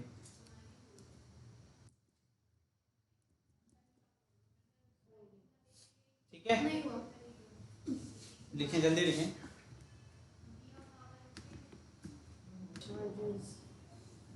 चलिए देखिए नेक्स्ट क्या है question. 2 negative charges each of magnitude q and 2r। क्या है? चार्ज आपका q है और एक 2r है, दोनों आपके q हैं, ईच ऑफ मैग्नीट्यूड q, तो q एंड q हो गया। ठीक है, और इनके बीच की डिस्टेंस कितनी है? 2r। A positive charge small q is lying at the middle of them. The potential energy of the system is u1 if the two nearest charges are mutually interchanged and the potential energy becomes u2, then u1 upon u2 will be। अरे बहुत बढ़िया, question बनाओ पहले, अपना figure वगैरह बनाओ तब कुछ हो पाएगा। मिडल में बोला हुआ है, बस मिडल में बोला हुआ उतने से ध्यान से देखोगे तो हो जाएगा। ठीक है, नेगेटिव चार्जेस हैं, ध्यान देना। पहले दोनों चार्ज क्या है आपके? नेगेटिव है। मैग्नीट्यूड कितना था उसका? q, तो मैंने ऐसे लिखा था। फटाफट फिगर बना देता हूं आपके लिए। पहला हो गया -q, दूसरा हो गया -q। बड़े भाई इनके बीच की दूरी कितनी है? 2 स्मॉल r। इनके बीच में पुट कर दिया। क्या कह रहे हैं? ध्यान से देखना कि इनके बीच में हमने यहाँ कहीं पुट कर दिया। क्या मतलब? मिडिल में बोला था ना, इन दोनों के बीच में। ठीक है, तो मिडिल में हो गया, तो इसका मतलब अब इसकी दूरी ये क्या होगा? इसको मैंने +q लिखा। क्यों? क्योंकि यहाँ पर इसका कोई भी वहां पे दिया हुआ, अच्छा दिया भी हुआ है, पॉजिटिव दिया हुआ है, मुझे लगा नहीं दिया हुआ है। ठीक है, कोई बात नहीं। ये हो गया तेरा स्मॉल r, ये हो गया लाइन ऑफ एक्शन। ठीक है, डन हो जाएगा। अब तो करो। अभी इस अरेंजमेंट में जो कोई भी दो पेयर ले रहे हैं उसमें एनर्जी कितनी है? u1। अभी हम इस सिस्टम का अगर निकालेंगे तो u1 इज इक्वल टू क्या आ जाएगा? u1 इज इक्वल टू इन सब का सॉल्व करिए तो क्या आ जाएगा? दोनों अपोजिट हैं तो -kq² अपॉन r। फिर उसका आखिरी इसको लिखना u1 नहीं, u1 तो नाम अलग है ना। देखो यहां पर u -q + q। ठीक, इसकी वैल्यू कितनी आ गई? -kq² upon r। फिर दूसरा ये आपका +q और -q कितना आ जाएगा? -kq² upon r। अरे ये दोनों आइडेंटिकल पेयर है ना बेटा। ठीक, फिर एक बचेगा -q और -q, ये क्या जाएगा? +kq² upon 2r। यही तो आएगा, ये ऐड हो जाएगा। -2kq² upon r plus, solve कर लो इसको, ये तो कर ही लोगे। kq² अपॉन r को कॉमन ले लो, kq² अपॉन r कॉमन लेंगे, बचेगा -2 प्लस 1/2। यही तो आएगा। ठीक, एलसीएम 2 आ जाएगा और न्यूमरेटर में क्या आ जाएगा -3, क्या आ जाएगा -3/2 AQ स्क्वायर अपॉन r। ये आ गया जरा U1। U2 क्या हो जाएगा, U2 कह रहे हैं कि अगर हमने इंटरचेंज कर दिया, इंटरचेंज करेंगे या तो इधर लेके आ जाएंगे स्मॉल q को या तो उधर, यही तो कर सकते हैं ना। तो क्या बन जाएगा, नया फिगर कैसा दिखेगा, नया फिगर -q और ये हो गया तुम्हारा +q, यही तो होगा ना।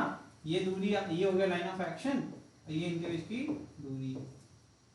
ठीक, अब देखो क्या आ जाएगा कि q स्क्वायर अपॉन r, कैसे ये दोनों सेम नेचर के हैं।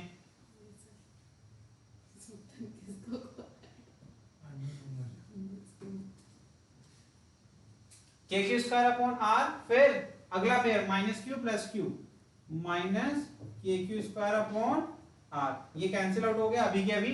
फिर -q + q -KQ square upon 2r।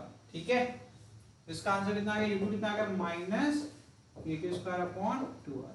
ये तुम्हारा इक्वेशन नंबर 1 हो गया। ये equation number U1 upon U2 करना है, कर लो। सर पूछ रहे हैं you want to study abroad, तो पता नहीं कौन था। अगली बार फोन उठाना तो क्लास के बाहर जाना, ठीक है। तो मुझे पता नहीं चला। U1 upon U2 is equal to क्या आ जाएगा, इसमें पता क्या करना है बेटा, 3KQ square upon 2r upon U2 कितना निकाला अभी आपने, -KQ स्क्वायर अपॉन 2r। देखिए ये यहां से कट जाएगा और -KQ स्क्वायर है, माइनस कट गया और KQ स्क्वायर बचेगा क्या, सिर्फ 3 बचेगा। U1 अपॉन U2 कितना आ गया 3, ये इसका आंसर है। ठीक है, डन। एक बार वापस से गो थ्रू कर लो और फिर समझ लेना दोबारा से क्वेश्चन को।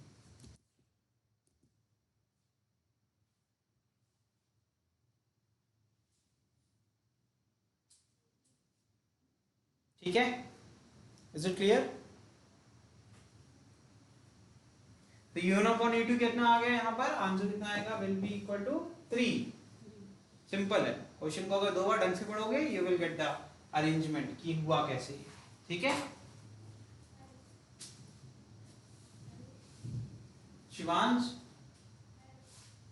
समझ में आया, थोड़ा क्या नहीं आया। एक ही तो फॉर्मूला है KQ1 Q2 अपॉन r, यही तो फॉर्मूला है। अब ये भी आपका Q है, ये भी Q है, मैग्नीट्यूड अगर दोनों का सेम है, और क्या बोला था, अगर लाइक चार्जेस होंगे तो पॉजिटिव आएगा, अनलाइक होंगे तो नेगेटिव। अनलाइक का मतलब क्या है, एक पॉजिटिव एक नेगेटिव।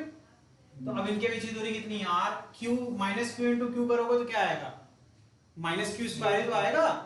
अरे भाई -2 * 2 करोगे तो क्या आएगा, बोलो, -2 * +2 करोगे क्या आएगा, -2 + 2 हाँ -4 -4 आएगा ना। हाँ, अरे क्या बेटा प्लीज लेवल को इतना नीचे मत ले जाओ कि मुझे वापस से स्कूल जाके कंप्लेन करनी पड़ी कि कैसे आप 12th में आ गए। ठीक है, उन्होंने कैसे प्रमोट कर दिया। ये देखिए -q है और +q है, मल्टीप्लाई करेंगे तो -q स्क्वायर ही तो आएगा भाई साहब। तो ये -q स्क्वायर यहाँ आ गया। देखो k q1 q2 किया, लेकिन यहाँ पर दोनों सेम थे, जहाँ से मल्टीप्लाई होकर स्क्वायर हो गया, -kq square upon r। r समझ में आया, r क्यों, r इनके बीच की डिस्टेंस है, सिंपल फॉर्मूला था। अब यहाँ U1 = क्यों किया, क्योंकि यहाँ सिस्टम में एक दो से ज्यादा चार्जेस थे। तो सुपरपोजिशन मेथड क्या करता है, जितने भी पेयर पॉसिबल है उनका पेयर बनाइए, उनके बीच का इंटरेक्शन एनर्जी निकालिए, सबको ऐड कर दीजिए। तो अब इनके बीच में नेगेटिव इंटरेक्शन एनर्जी थी तो -kq स्क्वायर अपॉन r आ गया। फिर हमने दूसरा पेयर बनाया, ये वाला पेयर, ये बाद वाला +q और -q। अब इसमें भी आइडेंटिकल सिचुएशन आ गई, इसलिए ऐसा लग रहा है कि दोबारा लिख दिया, लेकिन एक्चुअली में मैंने फिर से वही प्रोसेस किया, k q1 q2 upon r। r का इनके बीच की दूरी, अब वो डिस्टेंस भी इक्वल थी क्योंकि वो मिड पॉइंट पे लाई कर रहा था, तो -kq स्क्वायर अपॉन r आ गया। फिर आखिरी पेयर क्या था, ये -q और ये -q दोनों सेम चार्जेस है ना, मतलब आइडेंटिकल चार्जेस हो गए, ये भी नेगेटिव ये भी नेगेटिव। तो अब u क्या होगा, पॉजिटिव होगा, तो +k q1 q2 की -q * -q क्या आएगा, +q स्क्वायर अपॉन, अब इनके बीच दूरी कितनी है 2r। ठीक, एक केस समझ गया क्या? सिंपली हमने दूसरा केस क्या कह रहा है, इंटरचेंज कर दो मिडिल वाले को किसी भी एक चार्ज से, तो बीच वाले को उठाया इससे इंटरचेंज कर दिया या उधर से इंटरचेंज कर दिया, कोई भी दिक्कत नहीं है।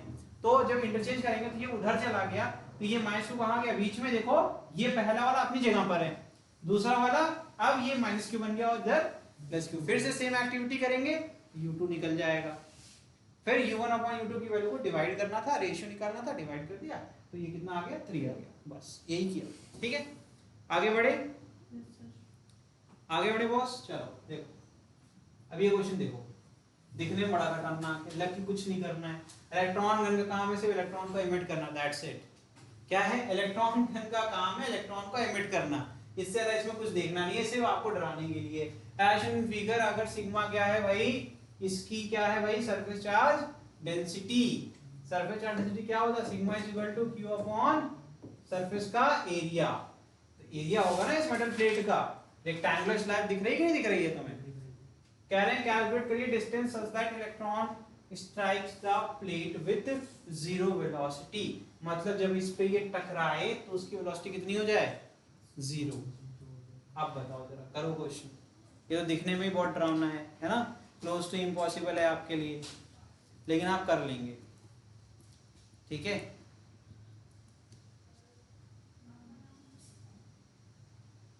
ये कब पॉसिबल है, सोचो ना। अगर कोई भी ऑब्जेक्ट मोशन करता है, अब ये प्रॉब्लम है 11th की, एक्चुअल में 11th वाला कंसेप्ट चाहिए थोड़ा थोड़ा, कि यहाँ पर एनर्जी का कन्वर्जन होगा। ठीक, मेरी बात सुनना ध्यान से। अब यहाँ पर ध्यान देना, सिग्मा की वैल्यू क्या है बड़े भाई, नेगेटिव। तो पोटेंशियल एनर्जी का ही सवाल है, ऐसा आप कह नहीं सकते सर यहाँ पोटेंशियल एनर्जी नहीं होगा। यहाँ पर लाइक चार्जेस हैं तो U क्या होगा, पॉजिटिव होगा, ठीक है। और अब जो वर्क हो रहा है वो क्या है, against the repulsive force due to this metal plate, because metal plate के पास एक नेगेटिव मैग्नीट्यूड का चार्ज है जो कि उसके पूरे सरफेस एरिया पर फैला हुआ है, डिस्ट्रीब्यूटेड है। तो इसके वजह से इस इलेक्ट्रॉन के ऊपर एक अपोजिट डायरेक्शन में एक रिपल्सिव फोर्स लगेगा। तो वर्क क्या हो रहा है, ये इलेक्ट्रॉन गन वर्क कर रही है अगेंस्ट दिस रिपल्सिव फोर्स। तो इसने कितनी एनर्जी इसको प्रोवाइड करी, अगर ये मोशन में है तो सर इसका मतलब है इसकी जो एनर्जी है वो काइनेटिक एनर्जी है। वो क्या है, काइनेटिक एनर्जी है। अब यही एनर्जी कंज्यूम हो जाएगी पोटेंशियल एनर्जी। हाँ, तो मतलब ये कन्वर्ट हो जाएगा काइनेटिक एनर्जी किसमें, पोटेंशियल में। तभी V की वैल्यू कितनी आ जाएगी, 0। ठीक, तो अगर हम वर्क एनर्जी थ्योरम को जानते हैं तो हमें पता है work is equal to change in kinetic energy. तो इनिशियली इसकी वेलोसिटी v रही होगी, फाइनल पे आके क्या हो जाएगा, 0। तो इसका मतलब है change in kinetic energy will be equal to work done. तो W इज इक्वल टू क्या होगा, force into displacement, that is nothing but D। The force applied on this electron will be Q into electric field। नहीं पढ़ा ये नहीं पढ़ाया मैंने, electric field नहीं पढ़ाया। तो जल्दी से करके मुझे आंसर बता दो, मैंने सब कुछ बता दिया।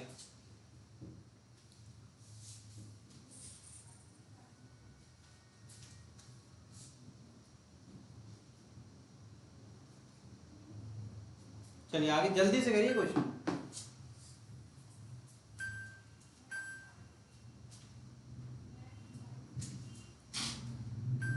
अगर इलेक्ट्रिक फील्ड की बात करें, माफ करना, मेरे फोन का पता है क्या सिस्टम है,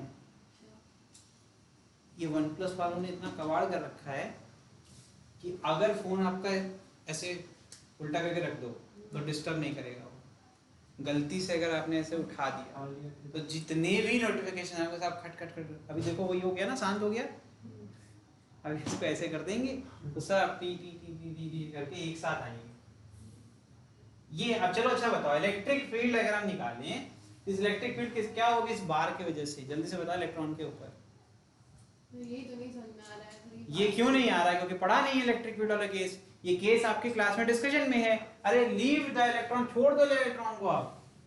अरे भाई ये इसके वजह से जो इलेक्ट्रोस्टैटिक फील्ड लग रही है, इसके ऊपर चार्ज के ऊपर तो आउटवर्ड ही तो होगी। तो किसी भी पॉइंट P, क्योंकि देखो ये परपेंडिकुलर डायरेक्शन में है, सब पढ़ा चुका हूं, लीनियर चार्ज डिस्ट्रीब्यूशन हो गया, सरफेस का डिस्ट्रीब्यूशन, कुछ पढ़ा ही नहीं है, कुछ नहीं पढ़ा है। यहां क्या जाएगा,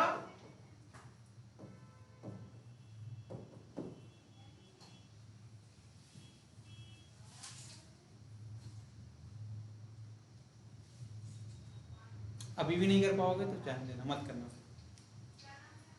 ठीक है।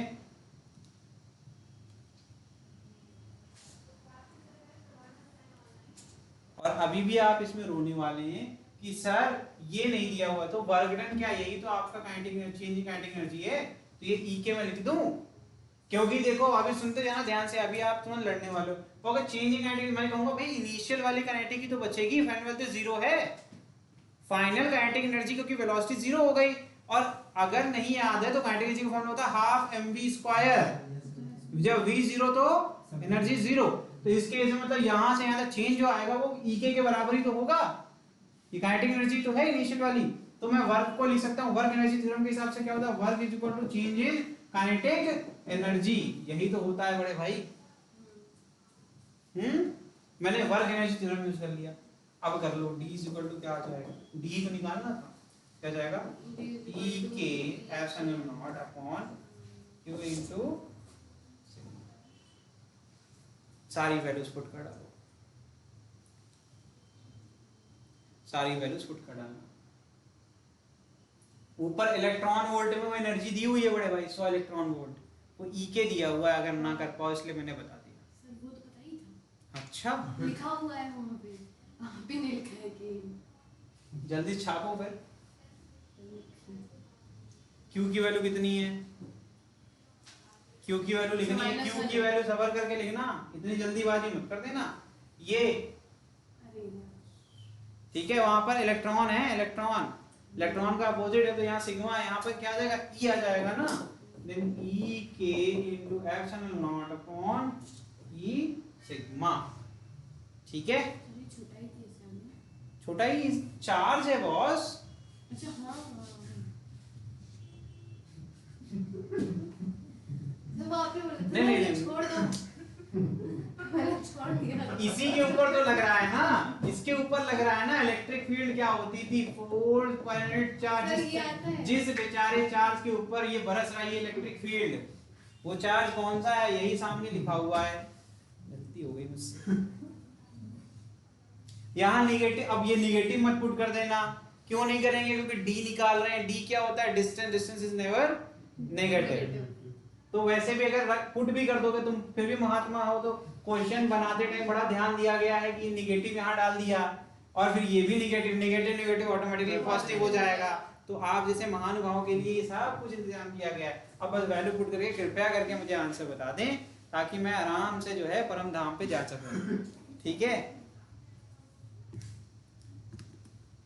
अब यहाँ एक प्रॉब्लम आएगी, sir permittivity in free space की वैल्यू क्या होगी, वही तो मैं भी सोच रही थी, तो अब जाओ घर पे खूब पढ़ाई करो और किताब पलटो, उसके अंदर से आंसर निकालना, अगली क्लास में मुझे आंसर बता देना, ठीक है, अब इससे आगे नहीं करेंगे, ठीक है, कुछ तो कर लो, ये अप्रोच देना बहुत जरूरी था for this type of question, इसको देख के डर लगता है कि क्वेश्चन दिखने में डरावना है कुछ नहीं इसमें, ठीक है, बस उसको समझो, इलेक्ट्रॉन गन का काम होता है इलेक्ट्रॉन को इमिट करना, बस, मतलब चार्ज को इमिट करके क्या कर दिया, प्रोवाइड कर दिया काइनेटिक एनर्जी, मतलब उसको मोशन में ले आए, मोशन में ले आए तो उन्होंने भाई साहब ने क्या दे दिया, हमें एनर्जी प्रोवाइड कर दी, अब उसी एनर्जी के अगेंस्ट हम काम कर रहे हैं, ठीक है, समझ में आया, चल ये करो, 4 charges small q each are placed at 4 corner of a square of side small a, find the potential energy of one of the charges, किसी भी एक चार्ज के लिए सॉल्व कर लो, 3 पेयर बनेंगे भाई साहब आराम से, बोला वन ऑफ द चार्जेस, तो पहले क्लियर कर देता हूँ, किसी चार्ज को पकड़ लो, इस चार्ज पे कितने पेयर बनेंगे, 1 2 3, ठीक है, यही कह रहा है क्वेश्चन, ये कर लोगे, इसको मैं नहीं करा रहा, ये होमवर्क है, दिस इज होमवर्क, नोट कर ले कुछ नहीं, हाँ कर लीजिए, वीडियो भी देख लीजिएगा, वीडियो अपलोड कर देंगे।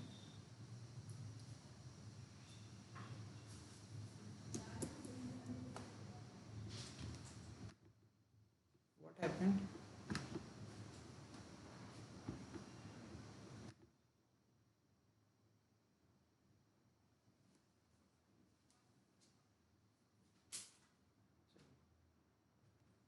नोट कर लीजिए, क्वेश्चन नोट कर लीजिए,